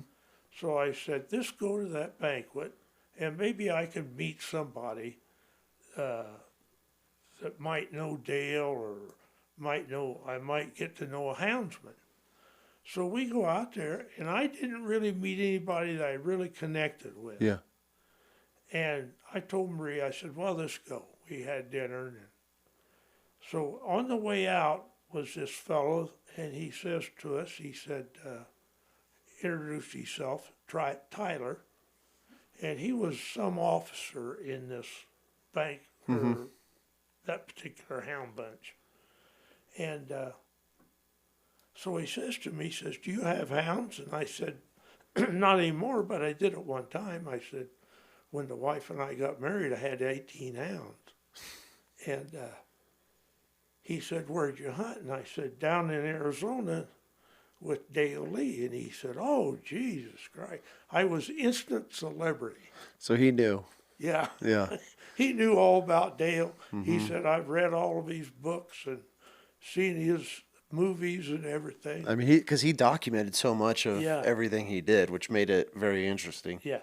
Dale could tell a story that every year in Tucson, when we were outfitting to go to Mexico, he would put on like a seminar at the university Really? and rent an auditorium. And there'd be 400 people there, Really? you know, to just listen to Dale. And he had a slideshow that he put on, and then he'd tell stories.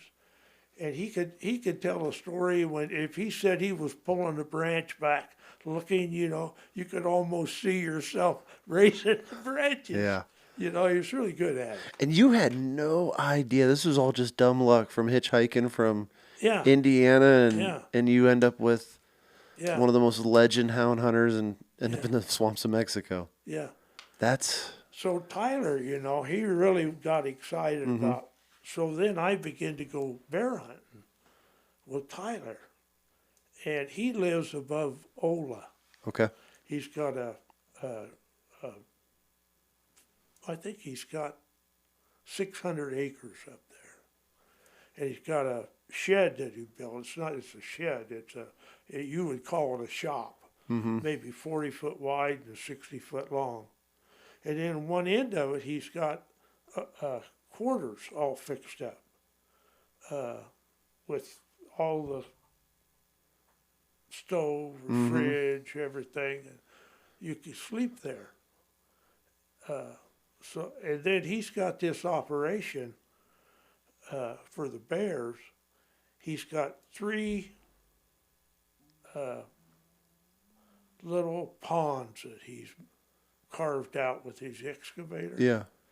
And he has a trail camera at each one of those ponds, and it's connected to his computer back at his shop. Yep. And he'll get up and get his camera, and it's, there's a bear out at waterhole so-and-so. Really? And so you That's nice. get in the truck and you drive out there and jump the hounds out. It's been about, you got a bear in 15 minutes. That's nice. You know? So when's the last time you got to get out and see some hounds work? I didn't go this year. No. Did I go with Ransom? Yeah, you did. Yeah. Oh, okay. We went with Ransom. Yeah, Took yeah. Ransom up there, Okay. and we treed one bear, I think. Yeah. Yeah. Well, good. I'm glad And- you're still after it. Yeah, and so Ransom got to walk down at the tree and see the bear. And, Yep. and was a female, and when I first seen her, I said she didn't want to stay up there, And she had 2 cubs, Mm-hmm. and they were above her. And she come down within 10 feet of the ground, Ransom. Yes, sir. Yeah. And I mean, you tell him to- she was mad, Yeah, well, I can imagine jaws clapping, and she's ready to chew something up. And so she finally come off of that tree and ran down, wasn't too far, and went up another tree and left the cubs up the first tree. So we just watched her a while and then left, We'd never shoot it. It's fun to watch. Yeah.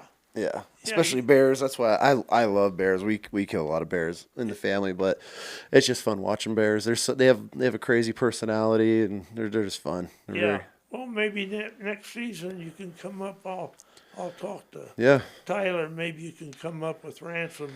Yep.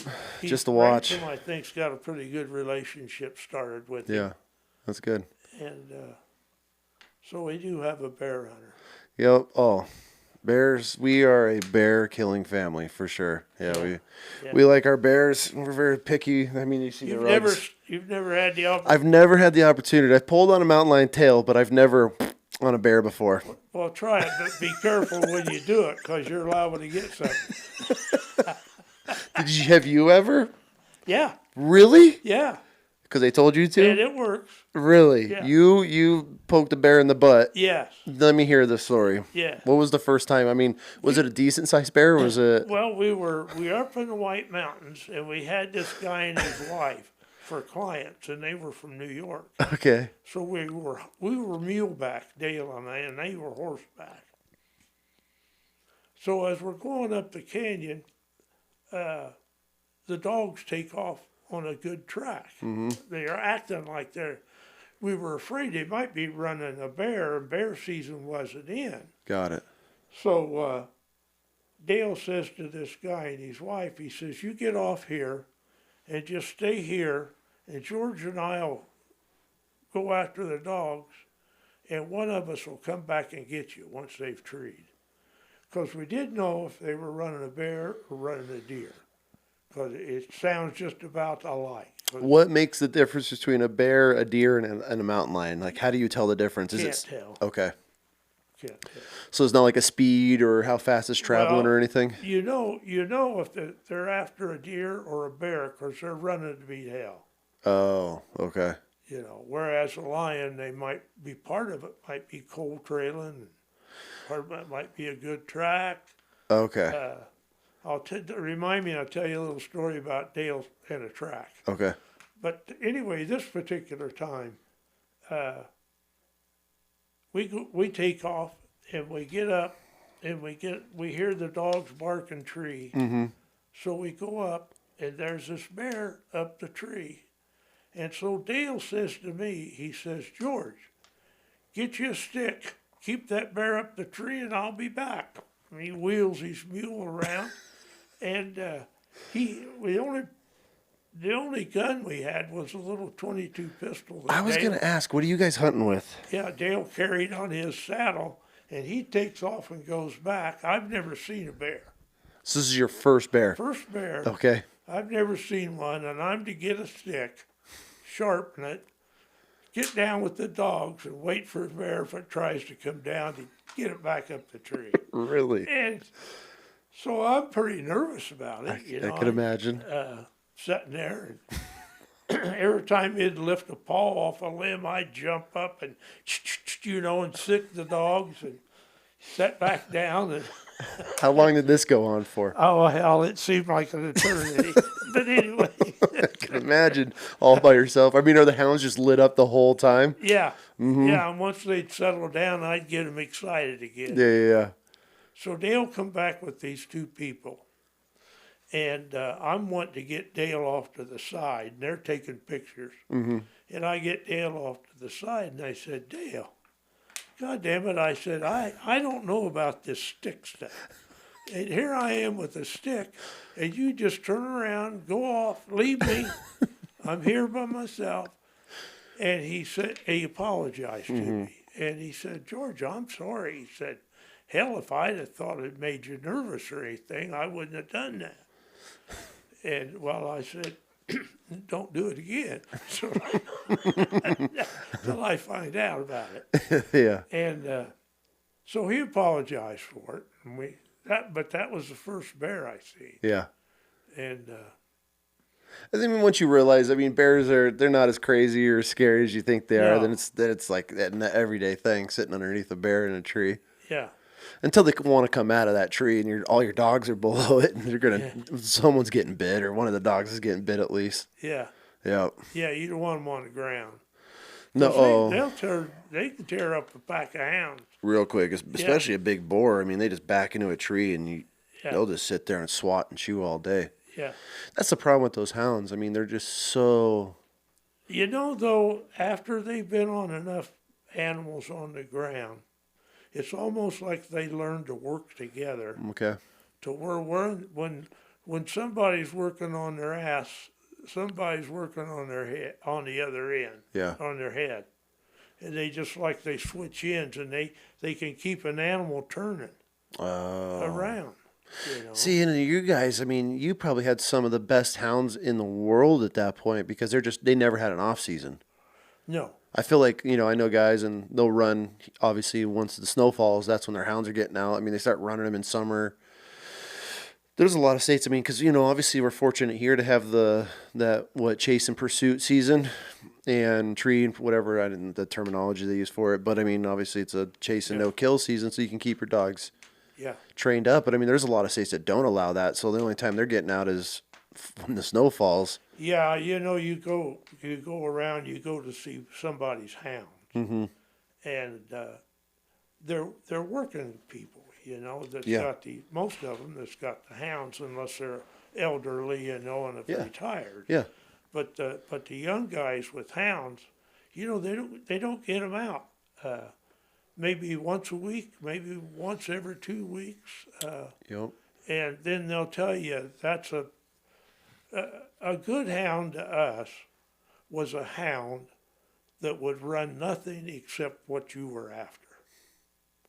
You wouldn't, they could cross deer tracks, Yep. javelina tracks, raccoon tracks, coyote tracks, never run them.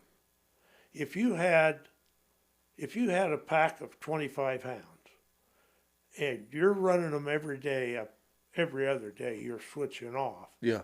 Dividing them up. If you had 4 hounds out of that bunch of 25 that was capable of doing that, you had them that well trained, you were lucky. Really? And you had to hunt them every day to be lucky, to have a dog like that. Did you have about 5, or did you have how many out of your pack? Out of 25 hounds, we had about 5. Yeah, that were just that good. Yeah. Which is something to be proud And of. that was because you got them out Every day. and you worked them, and you got enough game that they knew what they were doing. Was javelina hard to turn dogs off of? Because I feel like that is one of the stinkiest, nastiest creatures on the planet. And they're a mean son of a bitch, too. Yeah. They tear up some dogs if they got a hold of them. Yeah. What was worse was the coatimundis. Okay, I was just going to ask you about that, but I wasn't sure if you were in that area. Yeah. They're like a little monkey in a way, like a raccoon monkey. I mean... They have some good claws on them.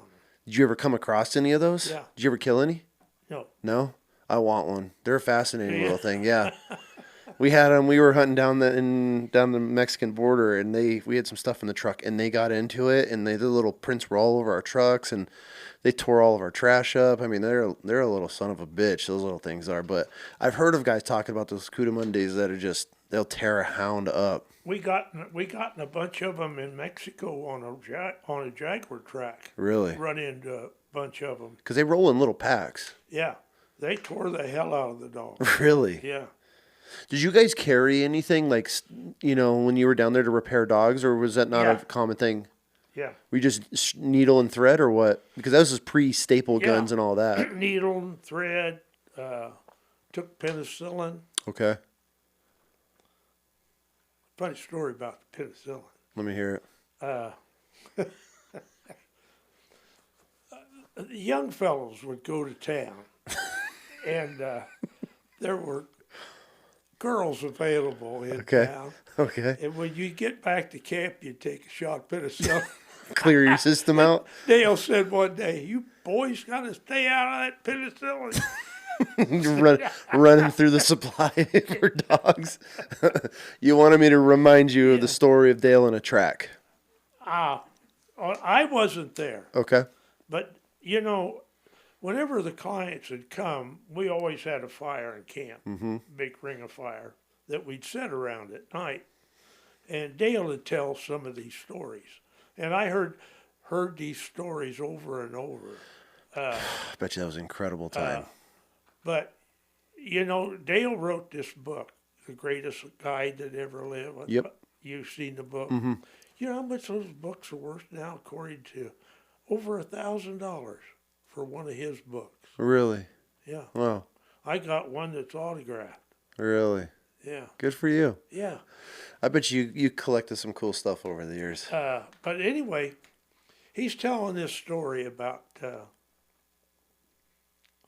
going along with the clients, and the dogs are working this track, and it's not a real good track, but they're able to cold trail. And cold trailing is fun to watch. It's fun to watch the hound. What do you consider a cold trail? A day or two old, or what? Okay. Yeah, day old, depending on how hot it is. Okay. It's rained. But anyway, Dale said they're riding along, and the dogs are cold trailing, and so Dale gets off his mule and gets down on his all fours, and he's smelling the ground, and gets back up and gets in the saddle, and this guy said, "What are you doing?" He said, "Oh, I just smelled that track, see how old it was." And he said, this dude said, "How old is it?" And Dale says, "Oh, a couple days." He said, "I don't think they'll be able to catch it." So later, a day or so later, they're hunting, and the dogs are on a track, and this guy says to Dale, he rides up where Dale is, he said, "What are the dogs doing?" He says, "Well, they're trailing a lion. It's a pretty good track." And the guy said, "How old is it?" And Dale said, "Oh, I don't know for sure." And the guy says, "Well, have you smelled it yet?" And but He thought that's how it was. Dale was just joshing, Yeah, absolutely. and not thinking about it the next day or so. Oh, completely already forgot about Yeah. it. Yeah, because I mean, messing with clients is part of the fun of being a guide. You know, I mean, I used to catch badgers, and you'd throw them at a client. You get them in a hole or whatever. And yeah, I mean, just tell stories and get these guys fired Yeah. up. I mean, that's half the fun. I feel like of being a hunting guide is Yeah. it's just messing with clients, and Yeah. especially when they're super green and they've Yeah. never it's their first time in an area, you could tell them anything and Yeah. they just eat it up. Yeah. Dale told us that we had a client from New York, Oh no. and he had never shot anything, never hunted anything, but his designer told him that he needed a Jaguar on his wall. His interior designer. Yeah, so he come hunting. Never hunted in his life. Oh, how did this go over? How do you take a guy from New York City that's never experienced anything and you throw him into the swamps of Mexico hunting Well, jaguars? you couldn't get him. You knew you couldn't get him through the trees. Okay. Was he a bigger guy or? Not necessarily, but he was overweight, Okay. and so we took him in on one track. We didn't catch the Jaguar, but he was in the swamp for 3 or 4 hours. Mm-hmm. And by the time we got him back to the boats, he was just flat exhausted, I could imagine. And so Dale said to the guy, he said, would you mind if if we caught one in a trap for you? You wouldn't have to go so far in the swamp. And the guy said, "No, I don't think that would be very exciting." And Dale said, "Oh, it's exciting." So anyway, we put out where these sandy flats run. They'd run different lengths, but maybe be 50 foot wide. And most of them would narrow down to where you'd have brush for maybe 20 feet, and then you're back out on the flat again. So that was the kind of area that we looked for. It's little pinch points. So we would actually put brush and make an area to where he had to go through there. Yep. And I think they were, seems to me, maybe a number four trap. Foot trap, yeah. Yeah, would be what we had. Okay.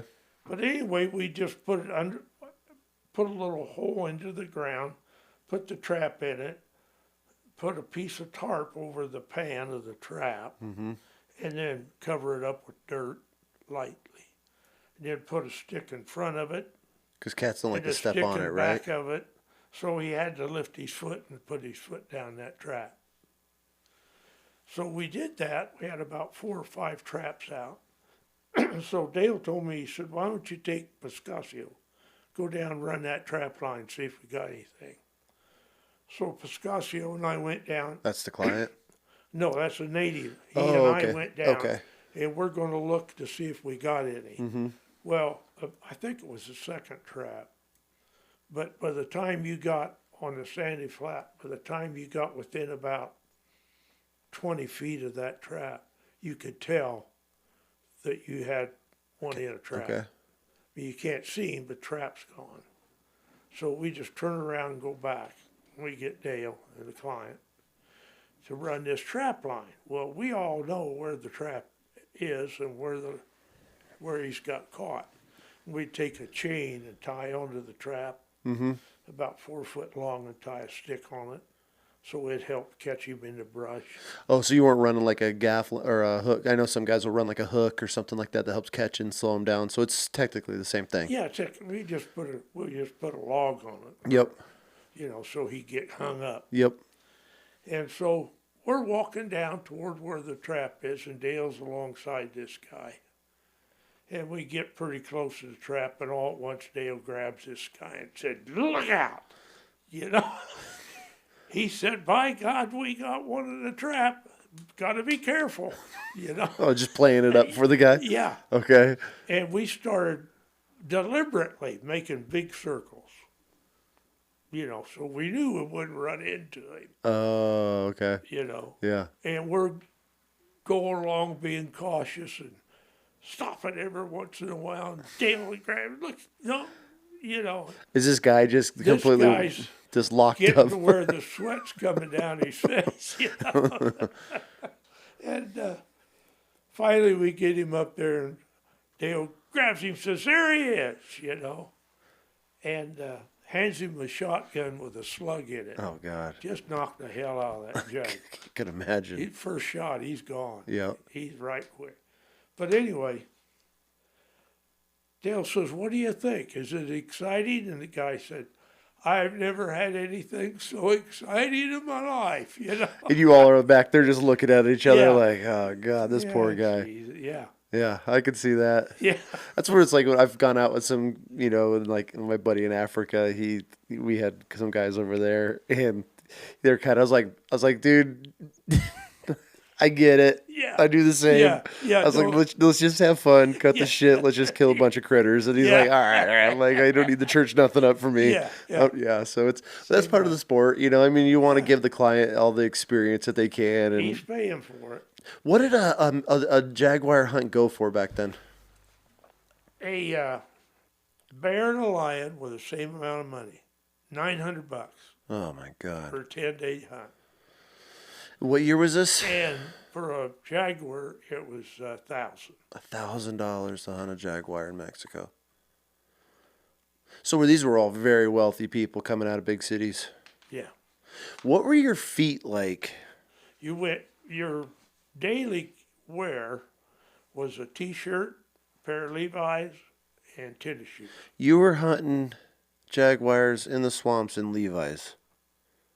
Y'all were just built different. I were a different breed. I would die running through a swamp with Levi. I'll admit it. No, you would too. You imagine running hounds in Levi's and tennis shoes? Yeah. I mean, were your feet just rotting away by the time you're getting out of these swamps, or were you able to dry them out every day? You dry them out Okay. every day. I feel like my feet would just have jungle rot immediately or When something. you get to camp, you know, we always had a fire. Yep. Dried everything Dry out. Did you just get over being wet, or was it worth it? Yeah, I don't know that we really thought too much about it, you know. I mean, are you getting wet every day, or is it when you were just turning out on cats? Or like when you knew there was a sign? When you were running cats. So, I mean, you could go days you were just in the boats. Without hearing anything. Got it. Okay, that makes sense. For some reason, I'm feeling like you're just out there Yeah. And all day, every day. Without walking those flats, you couldn't just take a client and start out through the jungle. Got it. I mean, he's gone the first day. You know? Yeah. I've had some clients that you just walk their asses off. And Yeah, we had some that wanted to get another one, you know. really? But they never got another one. We'd take them, walk them through the swamp first day, or a good long walk. Mm-hmm. And if they already had one, they'd think, that's good enough. I've had my fill. Yeah. I can imagine. That was probably such a wild time. Just Yeah. nobody down there besides you guys just running cats in the swamps. Were you guys going up like little sloughs, or were you just on the edge of the lake the whole entire time? Come off of the lake was what we called stringers. Okay. And they were just like off of the lake would be like a river going off, Okay. you know. And you're pulling yourself up in there. Yeah. Was there were you fishing a lot? Like, was that where you're feeding clients, or were you bringing all your food in? Were you catching anything We out there? brought all the food in. Yeah. What were you guys feeding clients then? What was an average meal in camp back then? Average meal? Yeah. it wasn't a luxurious trip hunting with Dale. Yeah. Uh, You're there to work. it was pretty rough going. I mean, we were used to it, but I imagine the client thought, "Holy hell!" A lot of beans and Yeah, beans and oats and cooked ducks. yeah. Yeah, well, ducks was our only meat. Oh, really? Yeah, And you guys were getting those out there on the lake? yeah. It was full of birds and ducks, and we had 5 guys one time come down to shoot ducks, Okay. and it was supposed to be a 5-day hunt for them. Day and a half, Done. they come into camp, said we shot enough. That many ducks, huh? Oh hell! Like Argentina? I mean, doves, Really? geese, snow geese. I've seen where you see pictures of snow geese getting up. Mm-hmm. I've seen that down there where it's Just thousands. yeah. Really? So you guys, I mean, there wasn't ever a day where you were like, oh man, I wish we can get some ducks. I mean, it was always just something. Well, there was one particular duck that we eat. It was called a falvus, black falvus tree duck. I don't know that one. And they had long legs, Okay. and they had the habits of a goose. And when they flew, they peeped. It was Okay. a peeping sound. And the natives called them peepicinis Peepachinis? because they made that peepicini sound that Mhm. peeped when they flew. But you would go after food. Well, you'd find them on the sandbars.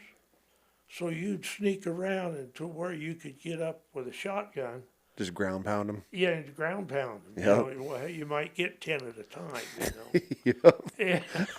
Were you guys just grilling them, or were you breasting them up, making them all different ways, or was it just like over a fire? In a crock pot Okay. with potatoes and onions and carrots. And Okay. let it cook all day. And they were pretty fair to eat, Okay. Yeah. Yeah, I'd say so.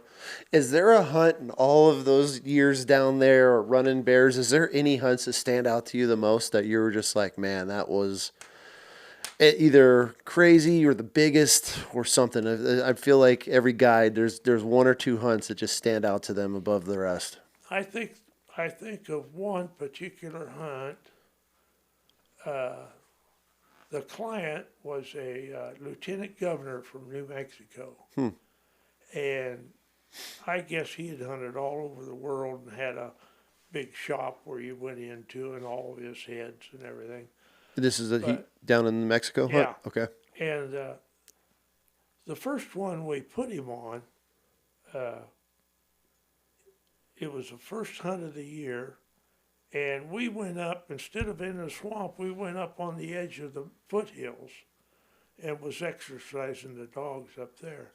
Well, it was the first hunt of the year.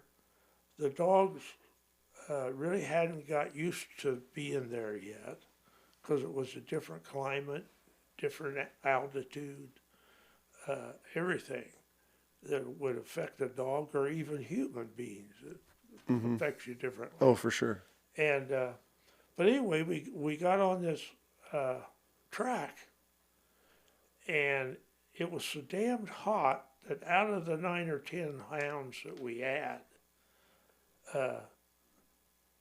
Phyllis and I got to the it treed on a big boulder, big as this room. Really? And it was up on top of this boulder. And out of the 10 hounds, we only had 3 that got to the boulder, and their tongues was hanging out, and they were trying to bark. But it was, hell, they couldn't hardly make it. So we had talked to most of the clients that if one bayed on the ground, or if we had the dogs in a lot of danger, before they got there, we would go ahead and shoot the animal before we would lose dogs. For sure. And most of the clients was okay with that. They'd say, all right. wasn't the best thing, but they accepted Yeah. it. So it came off the boulder and on Phyllis side, Phyllis. We called him Phyllis because it was easier for us to say Phyllis than it was Philippe, so he was Phyllis. I get it. I get it. And, so he shot the animals that came off the side of the boulder, and this guy threw a fit. Really? I mean, he threw a fit. He didn't care if we lost every dog that we had. That was his cat. And Phyllis was an old blah, blah, blah for shooting his Jaguar. And so he left camp mad, didn't give anybody a tip or anything. Ugh. And the next year, he come back. So we knew he was going to be the first hunt again. So in the meantime of working the dogs, we found out we had 2 dogs that we didn't really want, that just wasn't going to be good dogs. So we took those dogs to Mexico, those 2 along with the others. Why? And Dale said to me, he said, he said, I want you boys to take those 2 hounds on the race, but keep them on a rope. And if we get a chance, I want you 2 boys to throw those 2 hounds in there on a Jaguar. It will let the Jaguar take care of them. We'll get $2,000. Oh, so you have to pay if a client, Well, he said, I'll give you $1,000 for every hound that's killed. So you guys brought your 2 worst dogs for two extra grand? Yeah. Did it work? No. we didn't get a chance to do it. No. So now you're stuck with the 2 worst dogs? Yeah. But anyway, after he got his Jaguar, he was happy. Okay. In fact, when he left camp, he gave me a 7X Beaver Stetson. Really? Back then, that was a hell of a hat. Oh, hell yeah. And everybody $100 bill. Was that a really good tip? What was an average tip then because $100. and that was pretty good? That was good. And how many day hunt was this? These 5-day hunts? 14-day. $900.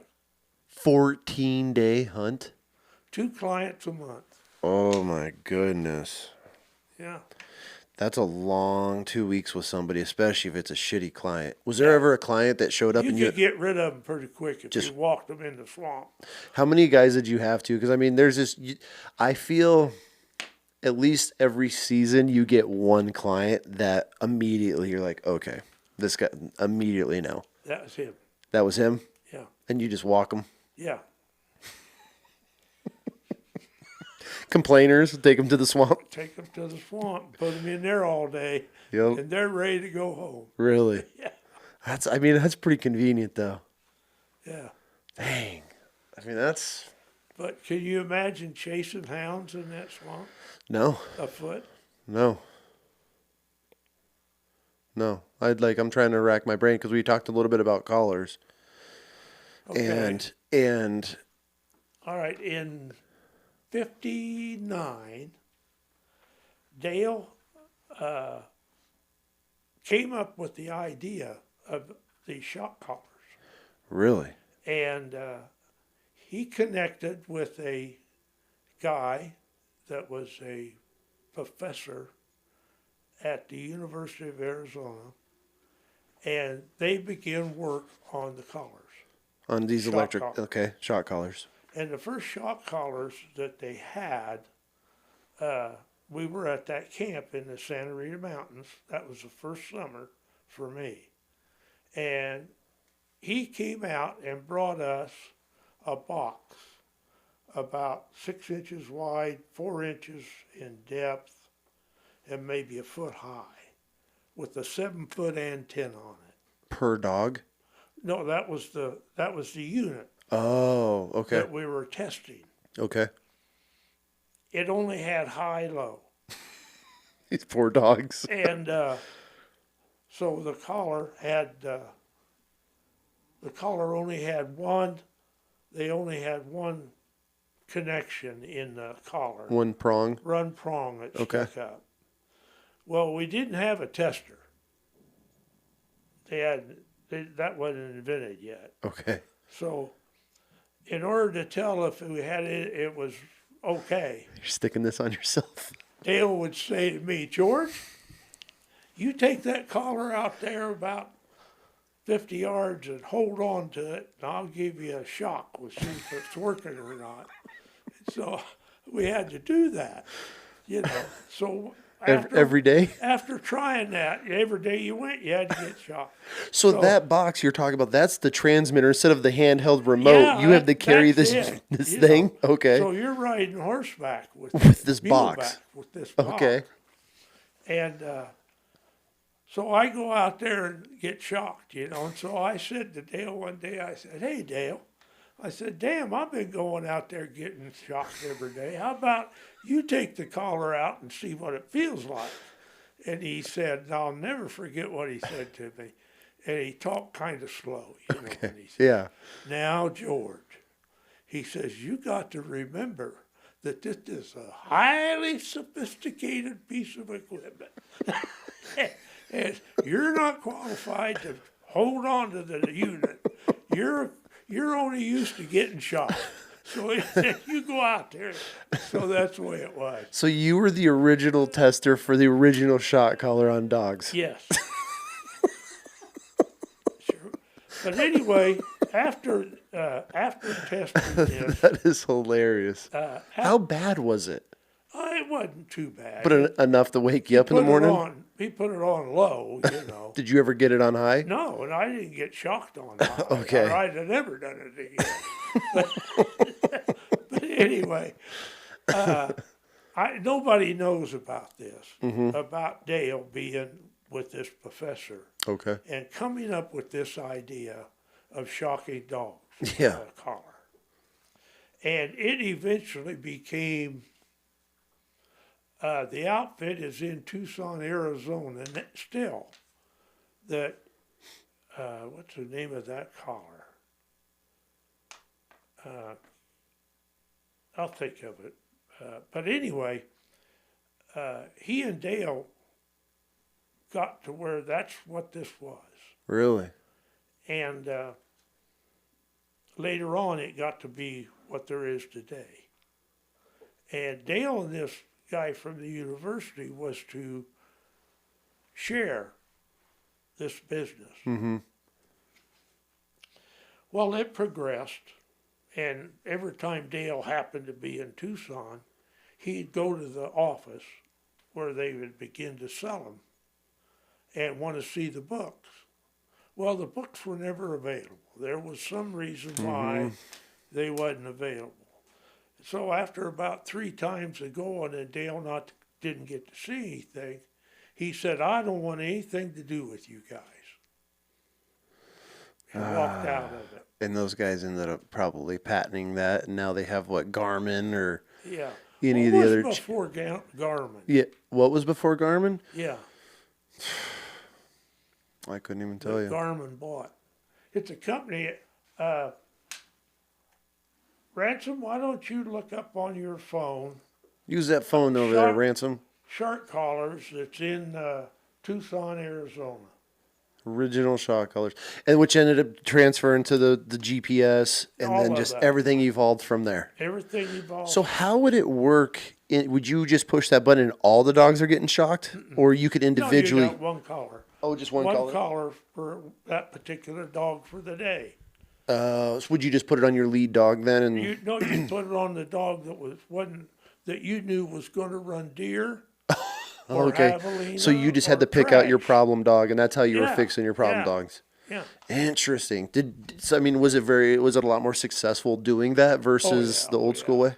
The old school was doubled up rope and Let them run and whipping them, okay, you know. Yep. And when you whipped them, usually if one dog took off, they'd take all of them. yeah, So you had to tie them all up and take one at a time and whip, got it. you know. Yeah. And it was hard on the dog. For sure. A lot harder than I want to say, it's not unicow. Unicow's something else.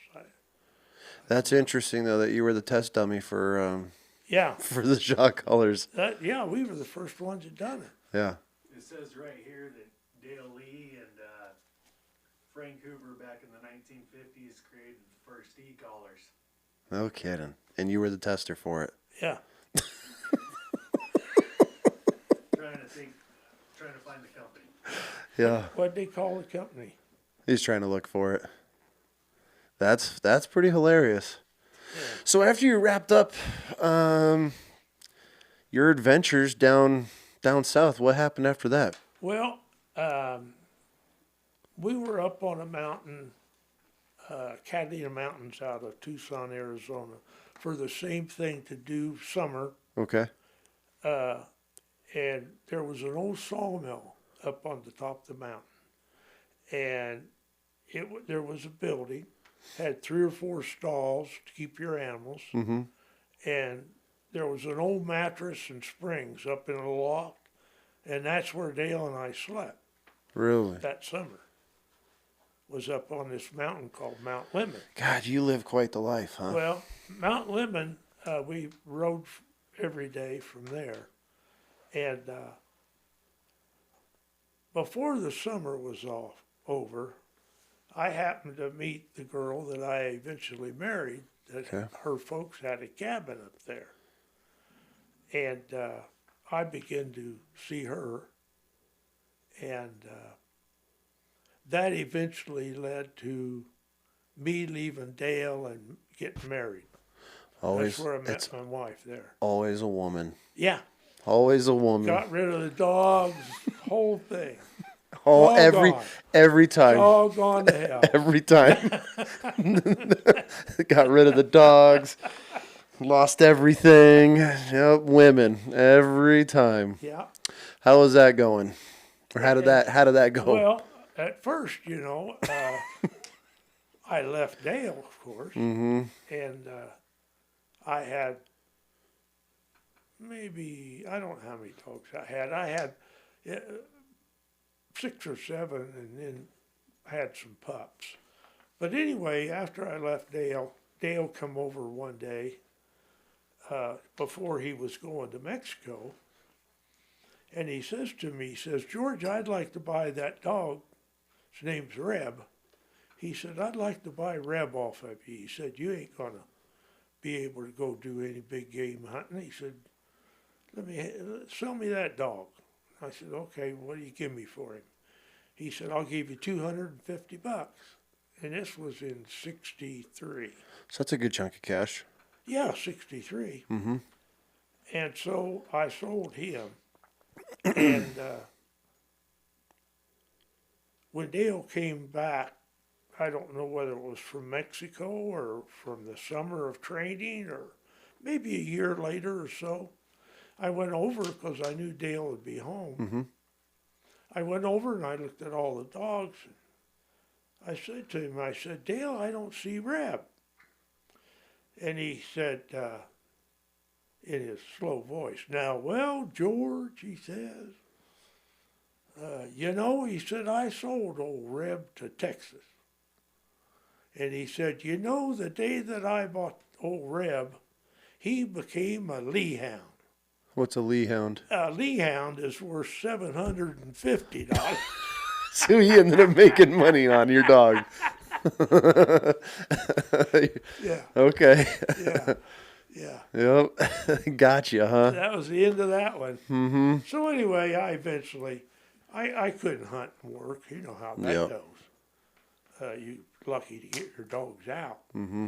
And if you don't, I go and look at different guys that's got hounds, and they tell me, oh, I get the dogs out maybe once every 2 weeks or something like that. Yeah. You don't have real good hounds. Mm-hmm. You don't have them because you gotta work them every day. When you work a dog every day, you can make a dog. Oh, for sure. Then they become a machine. Yeah. So how long you been married? 61 years. Good for you. Good for you, I guess, right? Yeah, I need a shock collar every now and then. What's the secret? What is the secret to having a marriage for 61 years? I should probably be asking the wife, but let's get your opinion on what's made it work all these years. Because I feel in today's day and age, it's so easy for everybody to just pull the plug and work and go different directions. For 63 years, how's that? How have you made it work? Well, now I'm going to have to be careful here. Uh-huh. Mary's sitting over there. But I think Marie pretty much let me do whatever I wanted to do the first 15 years we were married. Okay. Till she got tired of it. And one day she wiped her finger right across her forehead and said, "I've had it," right up to here. I said, "Well, I guess it's time to change." Okay. And I changed. Yeah. Ever since, huh?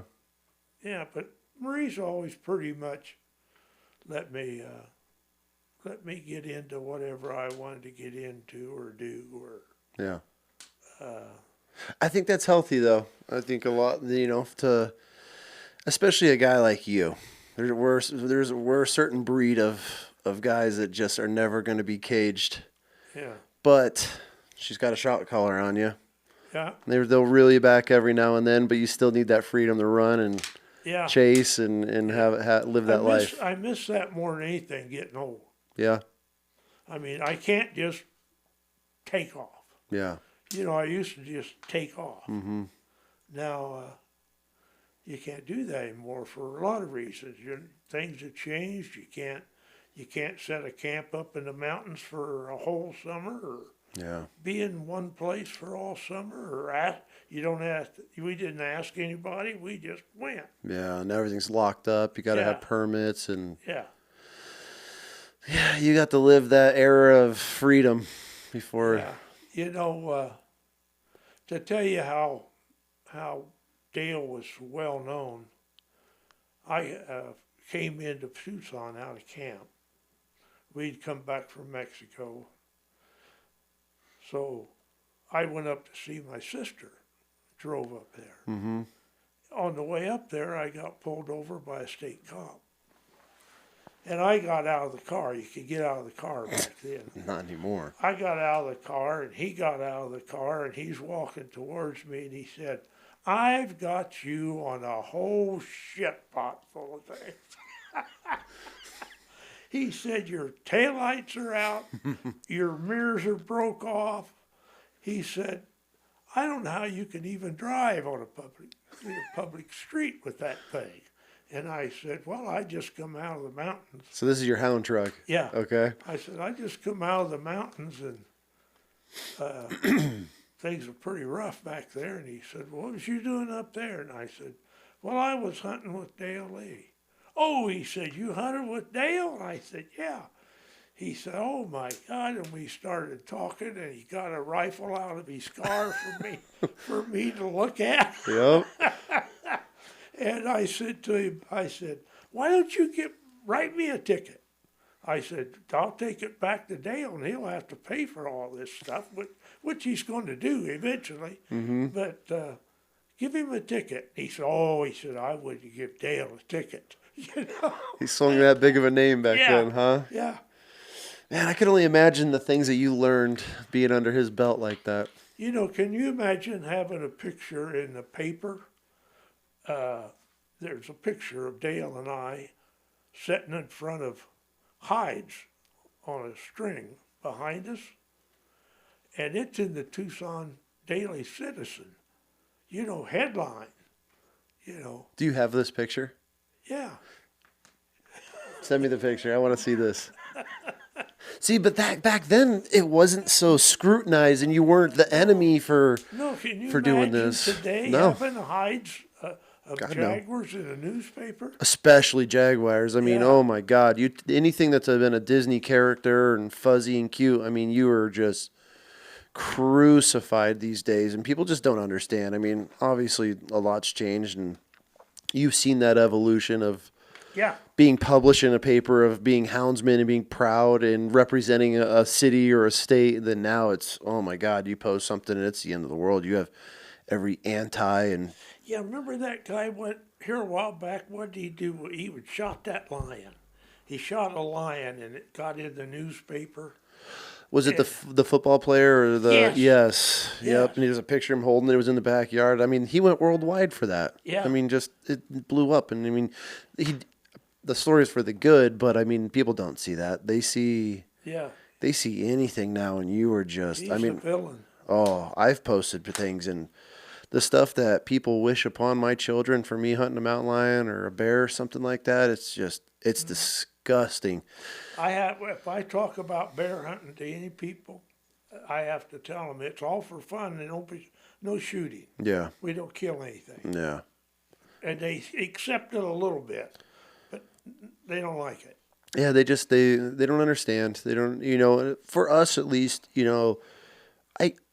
I can't understand, the people that just it's fascinating to me because if you sat down and had a conversation with them and they're there to protect these animals and we need to save them all, but you start asking them questions about the habitat, the how these bears live or the cats live and their movements and their patterns, and they don't know anything. They know nothing about these animals besides what they see on some documentary. And then I take my kids out there and my kids can tell more about these animals, more facts about them, the habitats, the food, when they're going from grass to when the fawns are dropping and they're switching to calves. None of these people know any of this, but they're the ones that are protecting and saving and all this stuff, and they don't understand. And especially us as a family, we're not just killing a bear. Like we eat bear. I think bear's a great meat. I wouldn't probably mess with it in Alaska and especially on salmon runs and things like that. But here in Idaho, I mean, we can all of our bear. We eat everything. We're bringing the fat back. We're using all of that to melt down and make tallow with. I mean, we're using so much of these. It goes down to the bones for us. I have a buddy that's a knife maker in California. I've been building knives with him for a very long time. I send him at the end of each season a box of all the femur and tib, fib bones and all that. He petrifies them through this process where it hardens the bone, and then he's turning them all into knife handles. So it's like we're using the only part we really don't use is the hides. I mean, obviously we have them on the ground as rugs. I mean, I have bears everywhere. I mean, kind of, you know how it is. You get a stack of them. What do you do with them?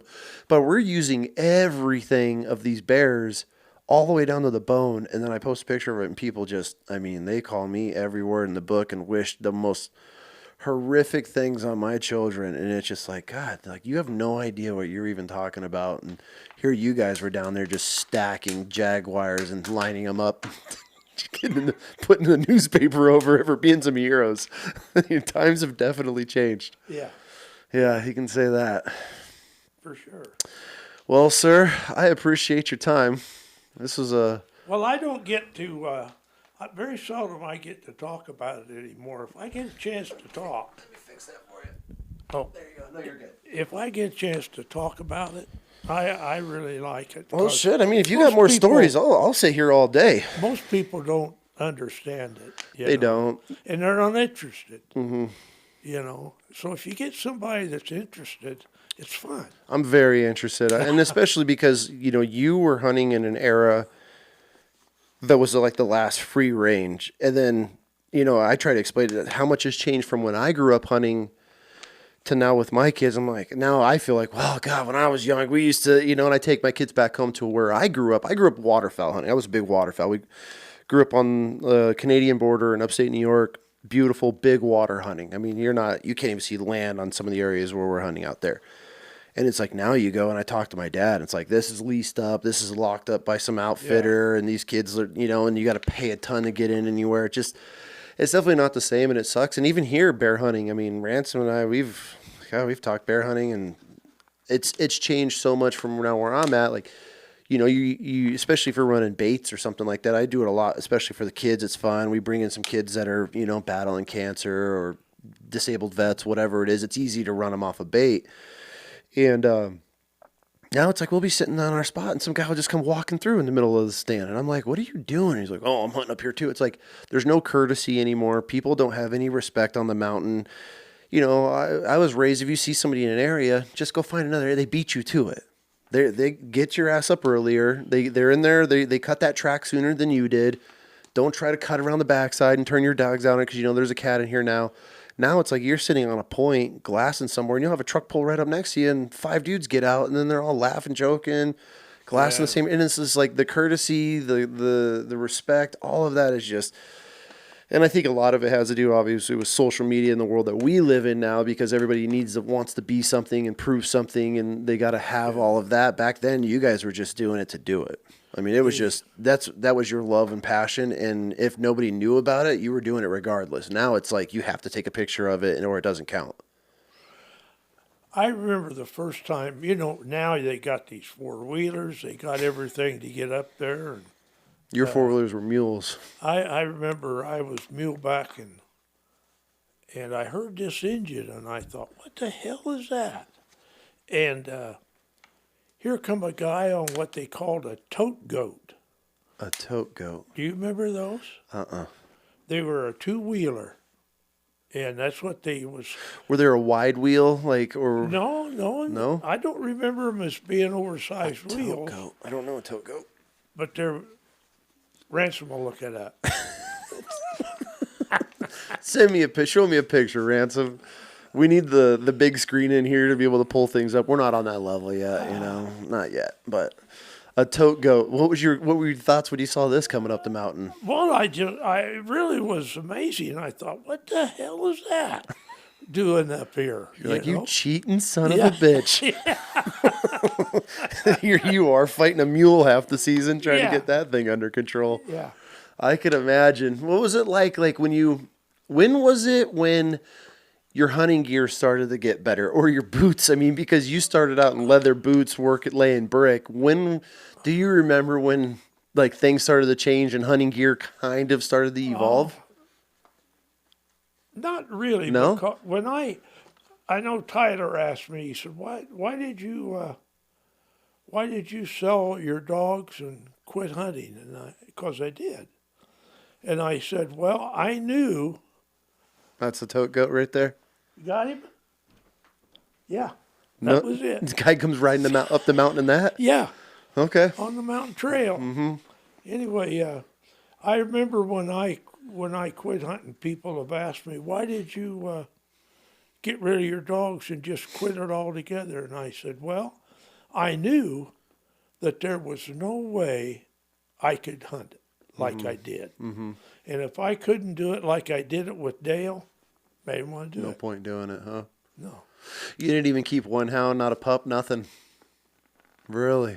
I left it all. Really? That was probably pretty rough for a while. You know. With the wife sitting here, not so Yeah. bad. But if she wasn't sitting Yeah. here, would it have been worse? Yeah. Marie was good about the dogs. Yeah. Yeah. When I had them. Yeah. It's a lot of food.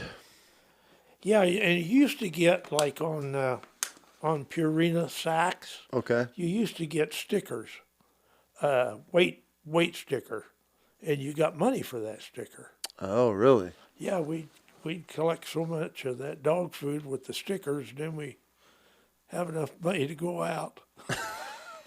Oh, that was the treat, huh? Once you bought enough dog food. Well, we didn't.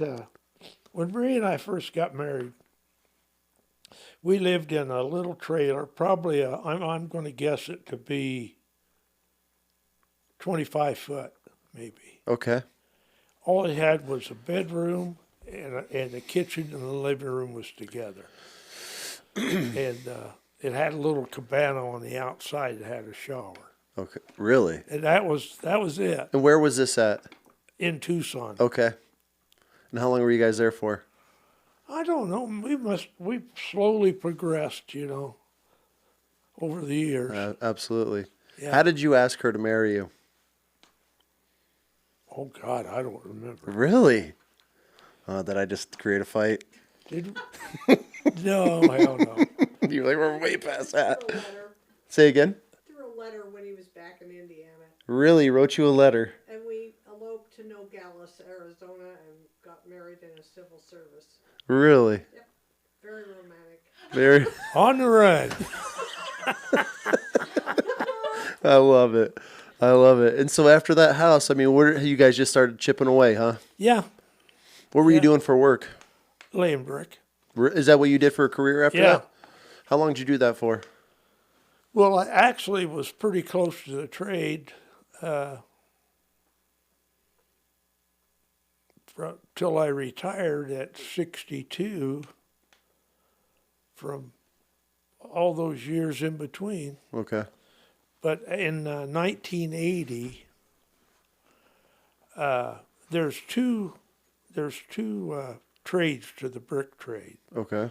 There's the trade that you see out here where schoolhouses and commercial buildings, and then the other part of the trade is working in the foundries and in laying fire brick Okay. or any work that's connected to heat. Okay. Because any unit that's connected to heat has to have an outside shell, and something has to protect that shell from the fire. Is that what you did? And there's a lining that you do. There's all different types of linings.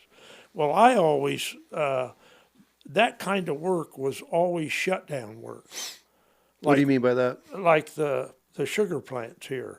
After they have a campaign being when they make the beets into sugar, that requires, in a certain area, that requires heat of 2,500 degrees. That, say a boiler that runs 25 degrees has to have an 8-inch lining, 9-inch lining, whatever is required. And after they run that campaign, they shut everything down. And when they shut everything down, that's when you go in and repair. Because it's just brittle. Because it gets burned up, Okay. the lining. Okay. No matter how good the lining, how good the work was to install it, it's going to burn out. And yeah, they have to do that every time. Every So every season, technically, we'll say for these plants here, every sugar beet season, once they Yeah. process everything, Yeah. you would come in and replace all that? Right. Now, if it's in between, it's at a barrier, are you taking out the brick and then replacing it, then replacing new brick in, or are you able to get in between the barrier? How does No, that work? No, you tear everything out Really? and then put in a new lining. Really? It can be brick, or it can be gunite that you shoot on, and now they have a gun that shoots a plastic type material Okay. that you shoot on the wall, and that's a good lining. Yeah. But anyway, it was always shutdown work. It was always overtime, usually around the clock, 7 days a week. Because they're counting on you to get back up and running The again. faster you get back up, the better. Yep. Because your time is money for these plants. Yeah. So how long were you guys in Arizona for?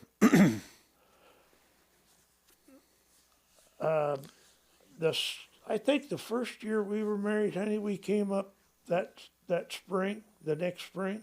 I think it was To here? Yeah, to Pocatello, Oh, okay. and we rented a U-Haul. And I'd said to Marie, I said, instead of staying down here all summer and it's hotter than hell, let's go north, and I'll get a job up there. Well, we pulled into Pocatello, and they had just started a brick job on the liberal arts building. So there was a motel right across the street from that job. So I said, just pull in here. We'll stay all night. I'll go over there and go to work the next day. And then we'll hunt. You can hunt for a place to stay while I'm working. The next day I went across the street, went to work. Really? Yeah. Did you plan on coming to Idaho, or did you guys just drive until you found somewhere that looked beautiful? We just was looking for a job and being cool for the summer. So then we went back and forth for a while. Oh, okay. And then finally we moved up to Idaho for good. I think it was along about 72 that we moved to Idaho for good. And then later on, I think it was about 82, maybe 83, we bought a home in Tucson. And No, it had to be just before I retired. Yeah, that's about right. And we bought a house in Tucson, and we had bought a cabin close to Lava Hot Springs, Oh, okay. up in the mountains, right Yep. at tree line. I bought 15 acres with a log cabin. That's a beautiful little area in there. Oh, it was a beautiful place. Mm-hmm. So then we traveled back and forth, down there in the winter, up here in the summer. Mm-hmm. And then finally we sold the cabin, and then we sold the house in Tucson and moved over here to Eagle. How much? I mean, I know the answer to this, but how was it watching the state just change over the years, and everything just evolved so fast? Yeah. Well, we seen Tucson do that. Mm-hmm. They would come up here, and we seen it happen up here. Mm-hmm. And it's kind of sad in Yeah. a way that I think about the days that I was able just to go wherever. Yeah. I hear about the stories of like Eagle Road being a dirt road and one lane, And and I didn't see that. We didn't see yeah, that. because you guys were out east. We come up. I like to say we came up here in about 72. Okay. And lived Yeah. over on the other side of the state. Yep. And then I met a fellow that knew the Teutonia, Briggs area, Victor. Knew that area, this side of what's the mountains right there?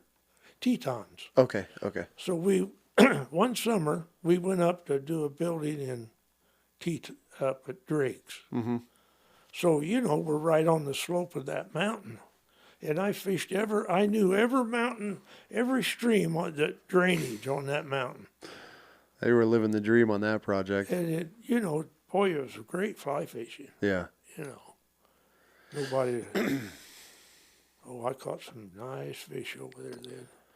See, you had all virgin land and rivers and streams. Now it's Native fish. before all this introduced crap. Yeah.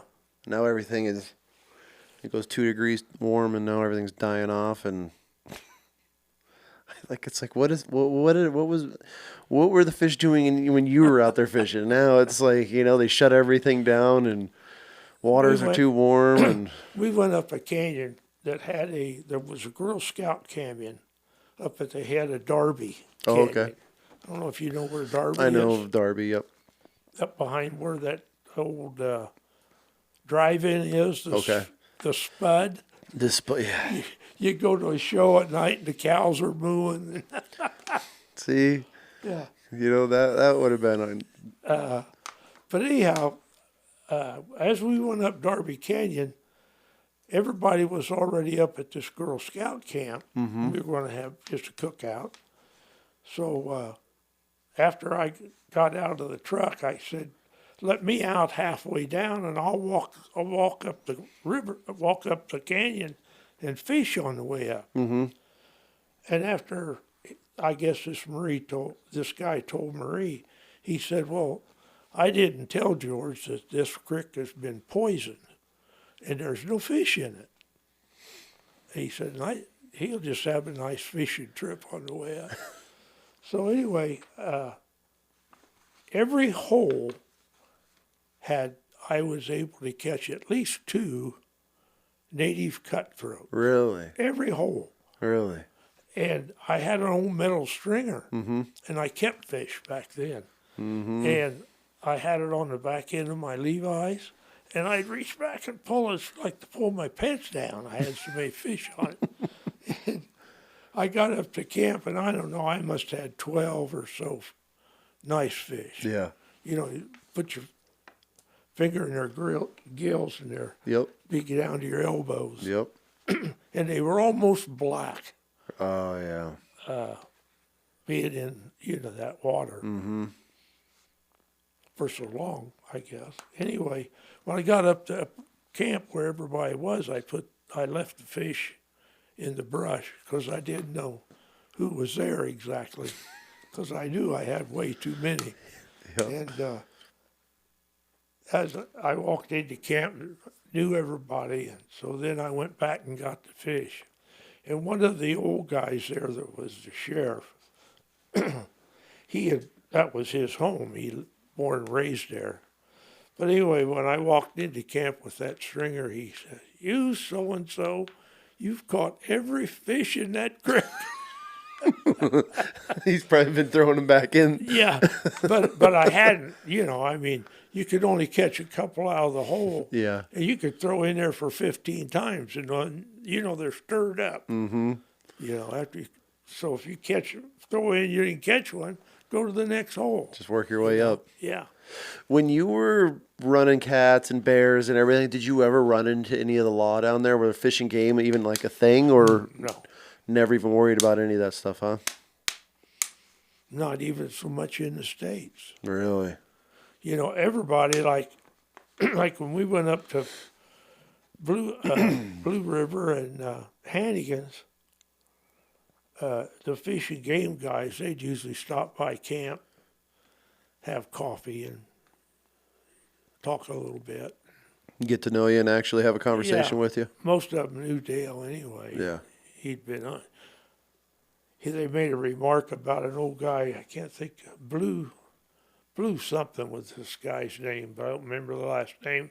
Anyway, they said what a good tracker he was. And Dale said he ought to be. He's been chasing me for 30 years. Did you guys ever get used? Did they ever, the state or government ever use your hounds for anything, or was it just strictly private? What you guys were doing? What we were doing. Yeah.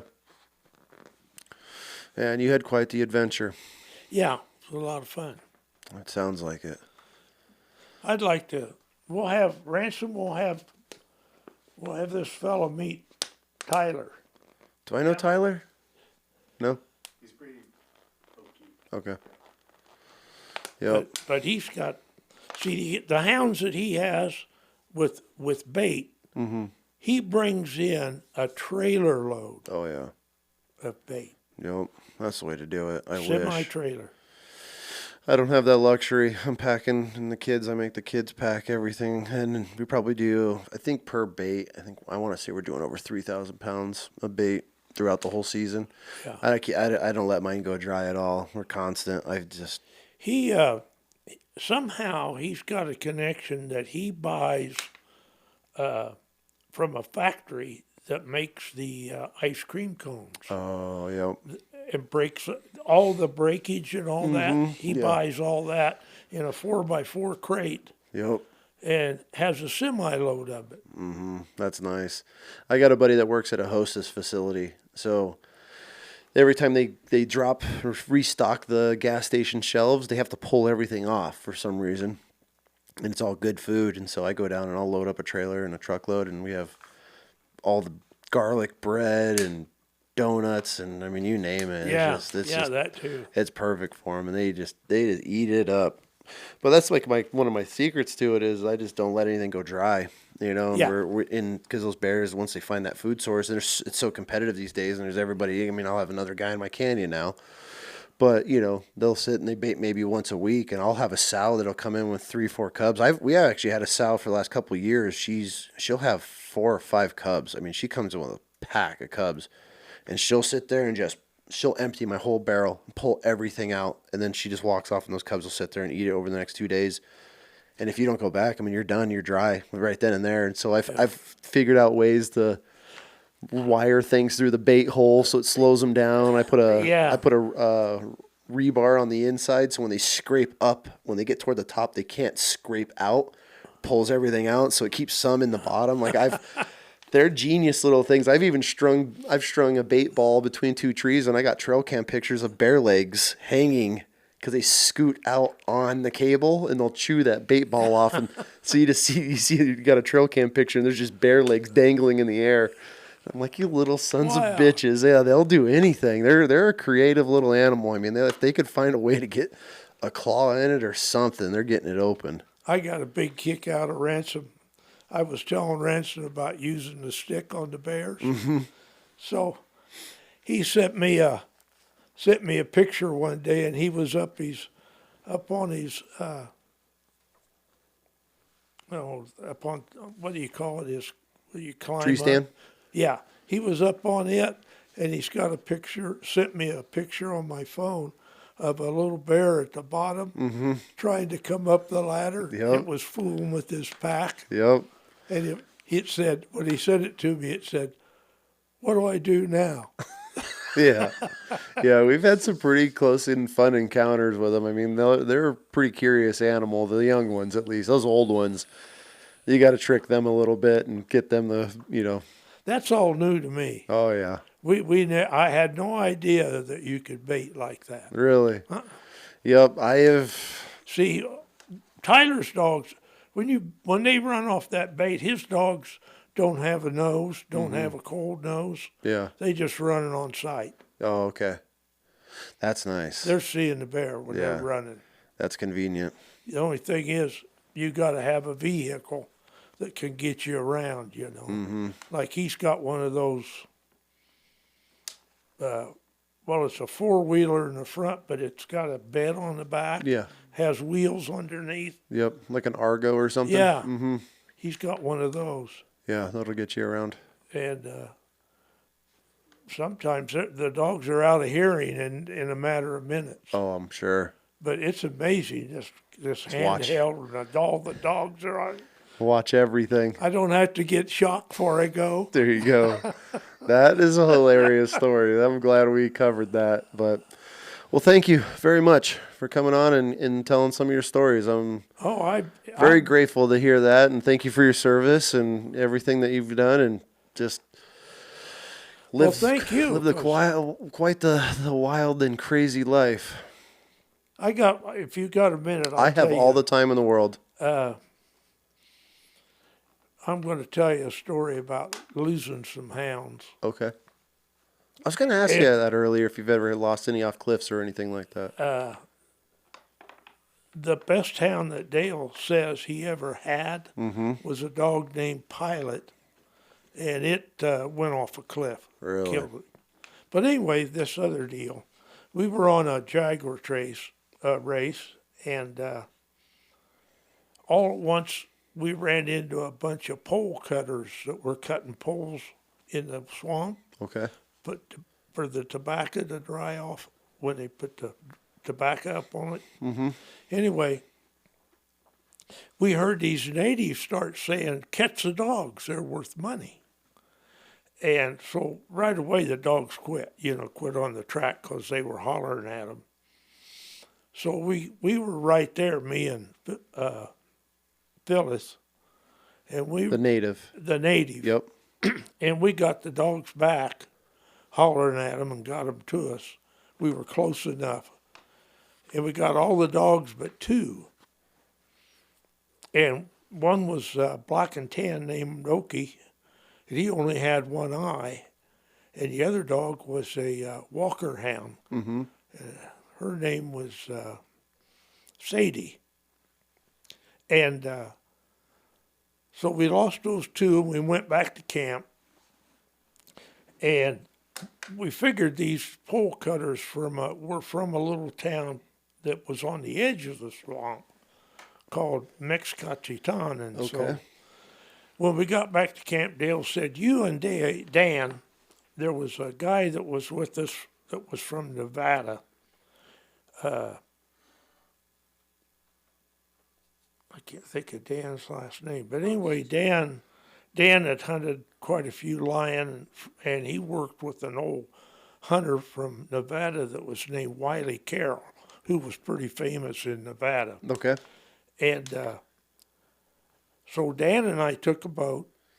We went down to the island where the natives lived. It was a little town. Had maybe 10, 12 buildings.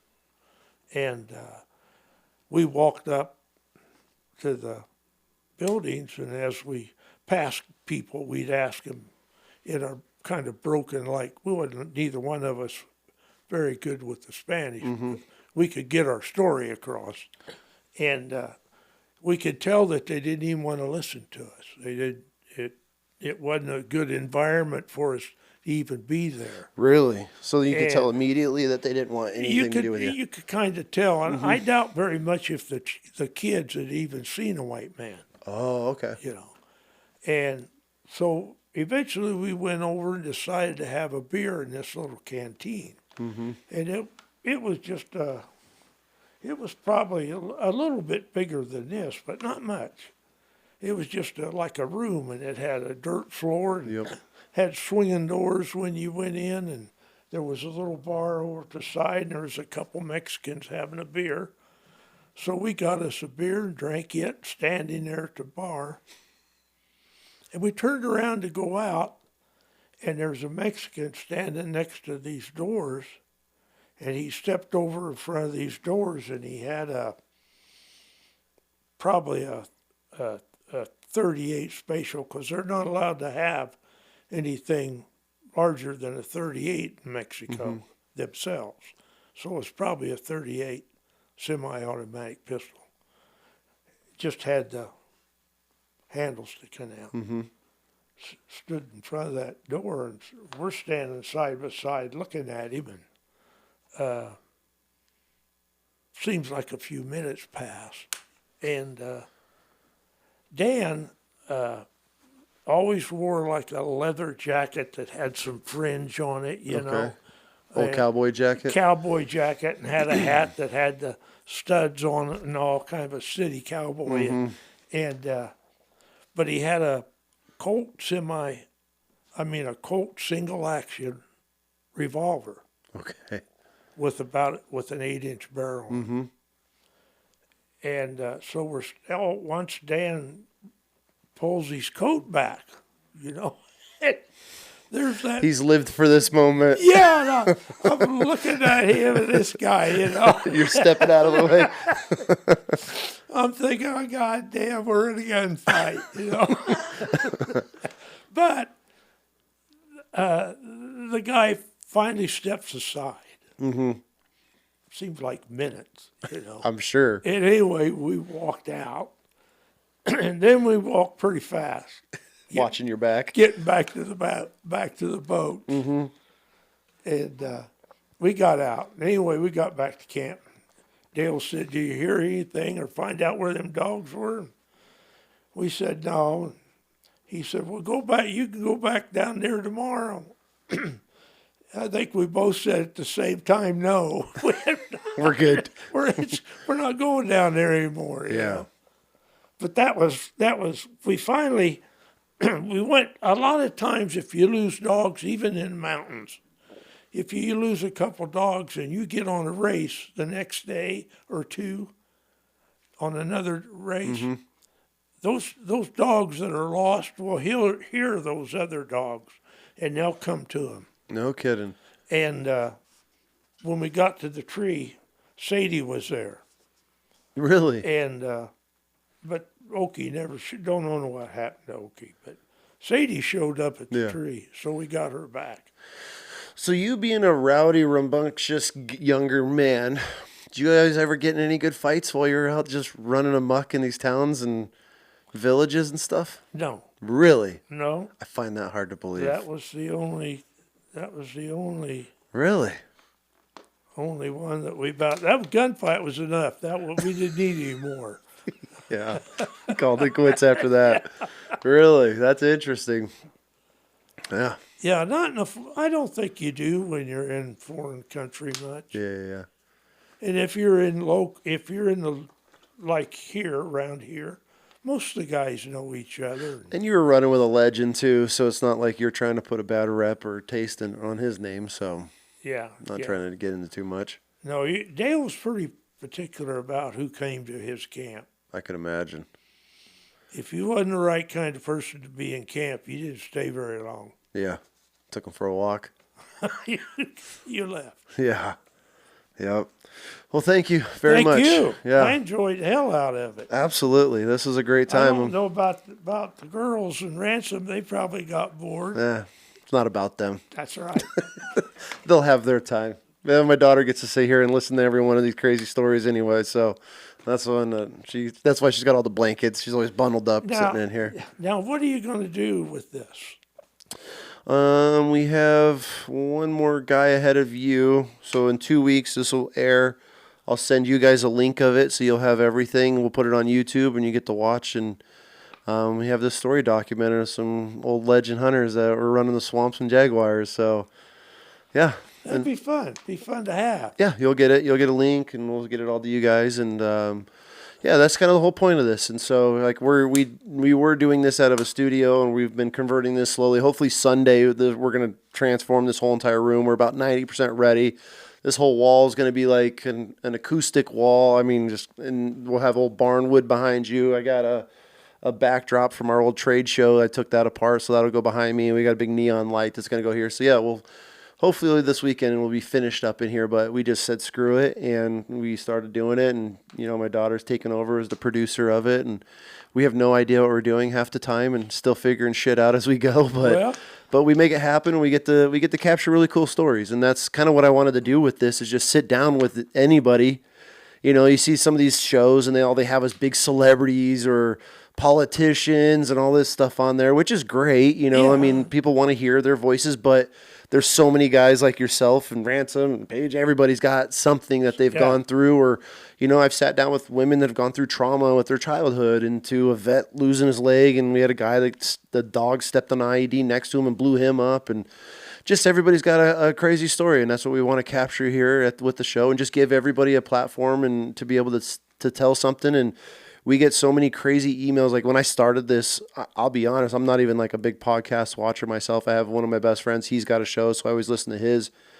And whenever we air something, I'm always like, oh, cool, that was a lot of fun. Like we get to have a really good conversation. And then we get these emails that come in, if people are like, I've never thought I'd be able to connect with somebody on this level, or this guy went through exactly what I experienced, or I went through the same trauma as her as a kid. And so it's awesome to be able to know that people can connect with anybody. And obviously with my following, I have a huge hunting following, so I'm sure a lot of guys will get a kick out of hearing some old stories from, old Mexico. And like, that's the stuff that I love. I love hearing things, and, especially being a guy, I don't guide as much anymore, but guiding from on the Mexican-Texas border to, Oregon blacktails. I like to jump around and experience different things. And, there's always client stories and, dealing with different personalities and people. And you never know like what you're going to do in those worlds. So I like to capture a lot of that type of stuff and just hear stories. Well, you guys, the day and age of hunting with hounds, for me, I mean, I could, first time I went with Tyler, we're riding in a truck and we're catching bears. You're like, never in my life. Wow. Where's this been? Yeah. Riding some old He disgruntled asked me mule. one day, he said, what do you think Dale would think of this? I said, he's got to think it's really good. It's really good. Yeah. I mean, when you're not trying, I don't know if you've ever rode horseback. Oh, yeah. Chasing dogs. Mm-hmm. I had a lot of friends down in Tucson, a lot of cowboy friends, and they were always kidding me about never riding in an arena. Mm-hmm.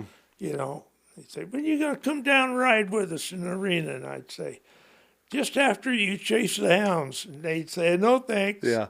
Nobody wanted to do that. It's a different world. And one of the worst, actually the worst hunt I've ever done in my life was a mountain lion hunt. I took my wife with me, and it was the worst hunt I've ever done. It was the most miserable. It was a high of, I want to say, with the wind chill, it was like -40. We were up in Casper, Wyoming. Oh. And it was the last week of December. And I told the wife, we were still living in California at that point, and she didn't have any gear. And I'm like, hey, you got to get on and get some gear. Like, this is real hunting. You're coming with me. And so we went up there, and we ended up we cut these tracks at like 4:30 in the morning. We sat and waited for sun to come up, turned the hounds out, and immediately off to the races. These dogs crossed 2 mountain ranges and treed a cat on the backside. Like I said, it was like a high of -40. It was so cold. Everything was frozen solid by the time we got there. Water, everything, snacks, everything was just frozen. We ended up getting to the cat. It was incredible. The cat would treat on a big, like like a ponderosa or a big pine, but it was right on the, like on a cliff below us. So we were almost eye level with the cat. It was a younger Tom, and cats, like, I don't need to kill more than one cat. So I wanted to make sure it's the right one. So we ended up passing on the cat. And when those dogs, we think, finally got to the cat at one point on the first mountain range, two of the hounds jumped down into like this V, and they couldn't get back out. Then the whole pack kept going. And so by the time we get to the cat, we spent all day walking. I mean, I think that was like 11 miles to get to the cat. Then we come back, and I'm postoling in snow up to my thighs. Like every step I'm breaking through, just crust. Everybody else is light enough to just walk on this, and every now and then they would break through and be like, oh, this sucks. And my whole day, I'm drenched. It's negative 40 degrees and I'm soaking wet. Like I'm stripping down to like my merino wool base layer. That's all I have on. I ripped off half my mustache at one point because it was just this giant, like, frozen chunk of snot, and I ripped out it's hanging off with like my hair just balled up in it. We end up getting back to the truck, and my buddy's like, dude, we got to go get these other two dogs. They could possibly be on another cat, because he's like, these two they do it all the time. They'll split off and the whole pack they'll go after one cat. So we hike like another 8 miles in to get to these hounds, and we get there and they're ledged out on this cliff like 60 feet up.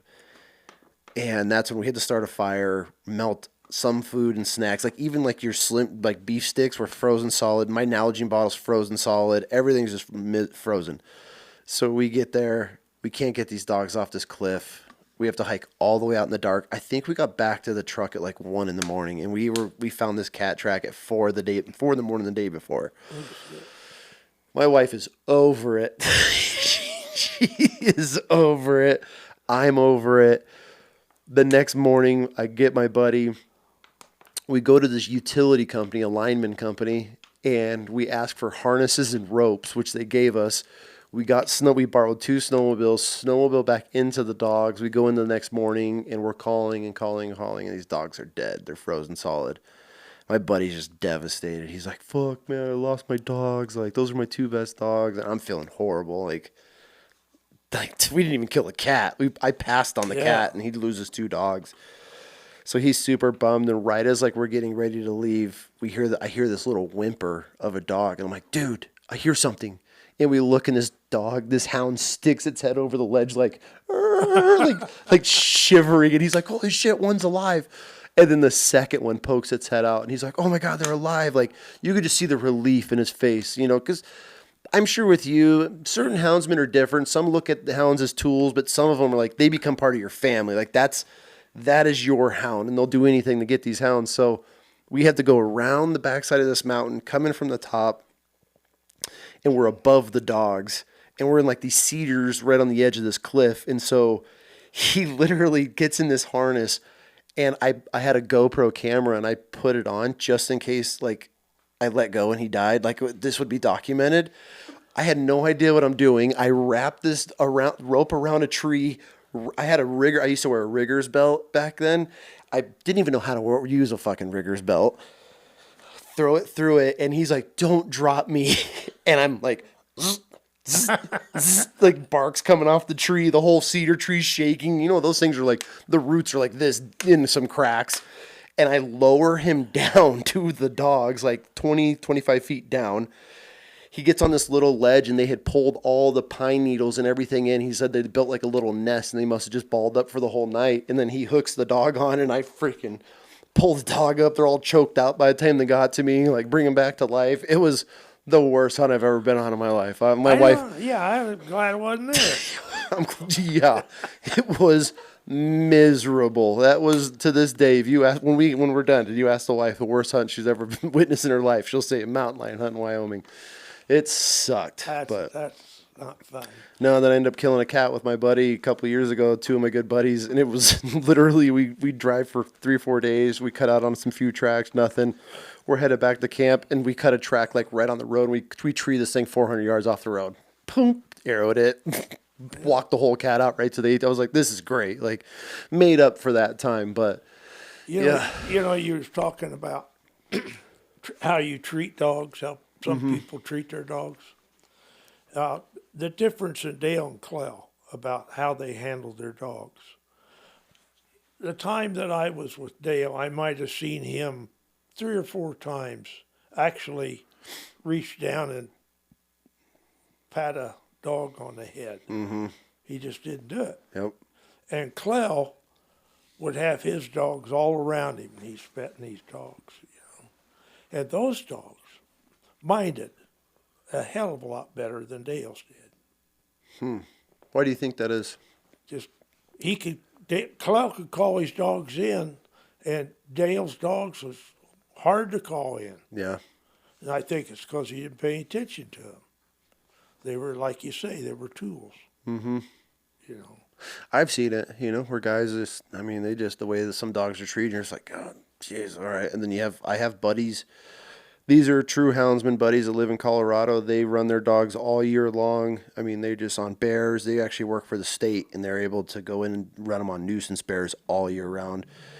And their dogs are on the couch in the house, sleeping in bed with them. I believe that. And they're some of the best. And they're a trained pet, but at the same time, they are a hound, and they will be in those mountains chewing on bobcats and mountain lions, getting tore up by bears. And they come home at night, and they're you got a whole pack of them sitting on the couch, all just relaxed and perfectly fine. And then I've seen some where those guys will just beat these shit out of those hounds. They live in a kennel out back, never even get touched, but they're a great hound too, so I guess to each their own and whatever their style is. Yeah. I like to believe in petting the dog. Mm-hmm. I do. I think it comes down to like a love, a respect, and a nurture thing. That dog's going to work for you harder if it knows that you're on that same page and same level. That's just my opinion on it. I am definitely far from a houndsman, but yeah. Well, sir, thank you again. Thank you. It was great. Appreciate the conversation. Yeah. Thank you. That was fun. How long did that go? I didn't even I forgot to set a clock. 3 hours and 3 minutes. Oh.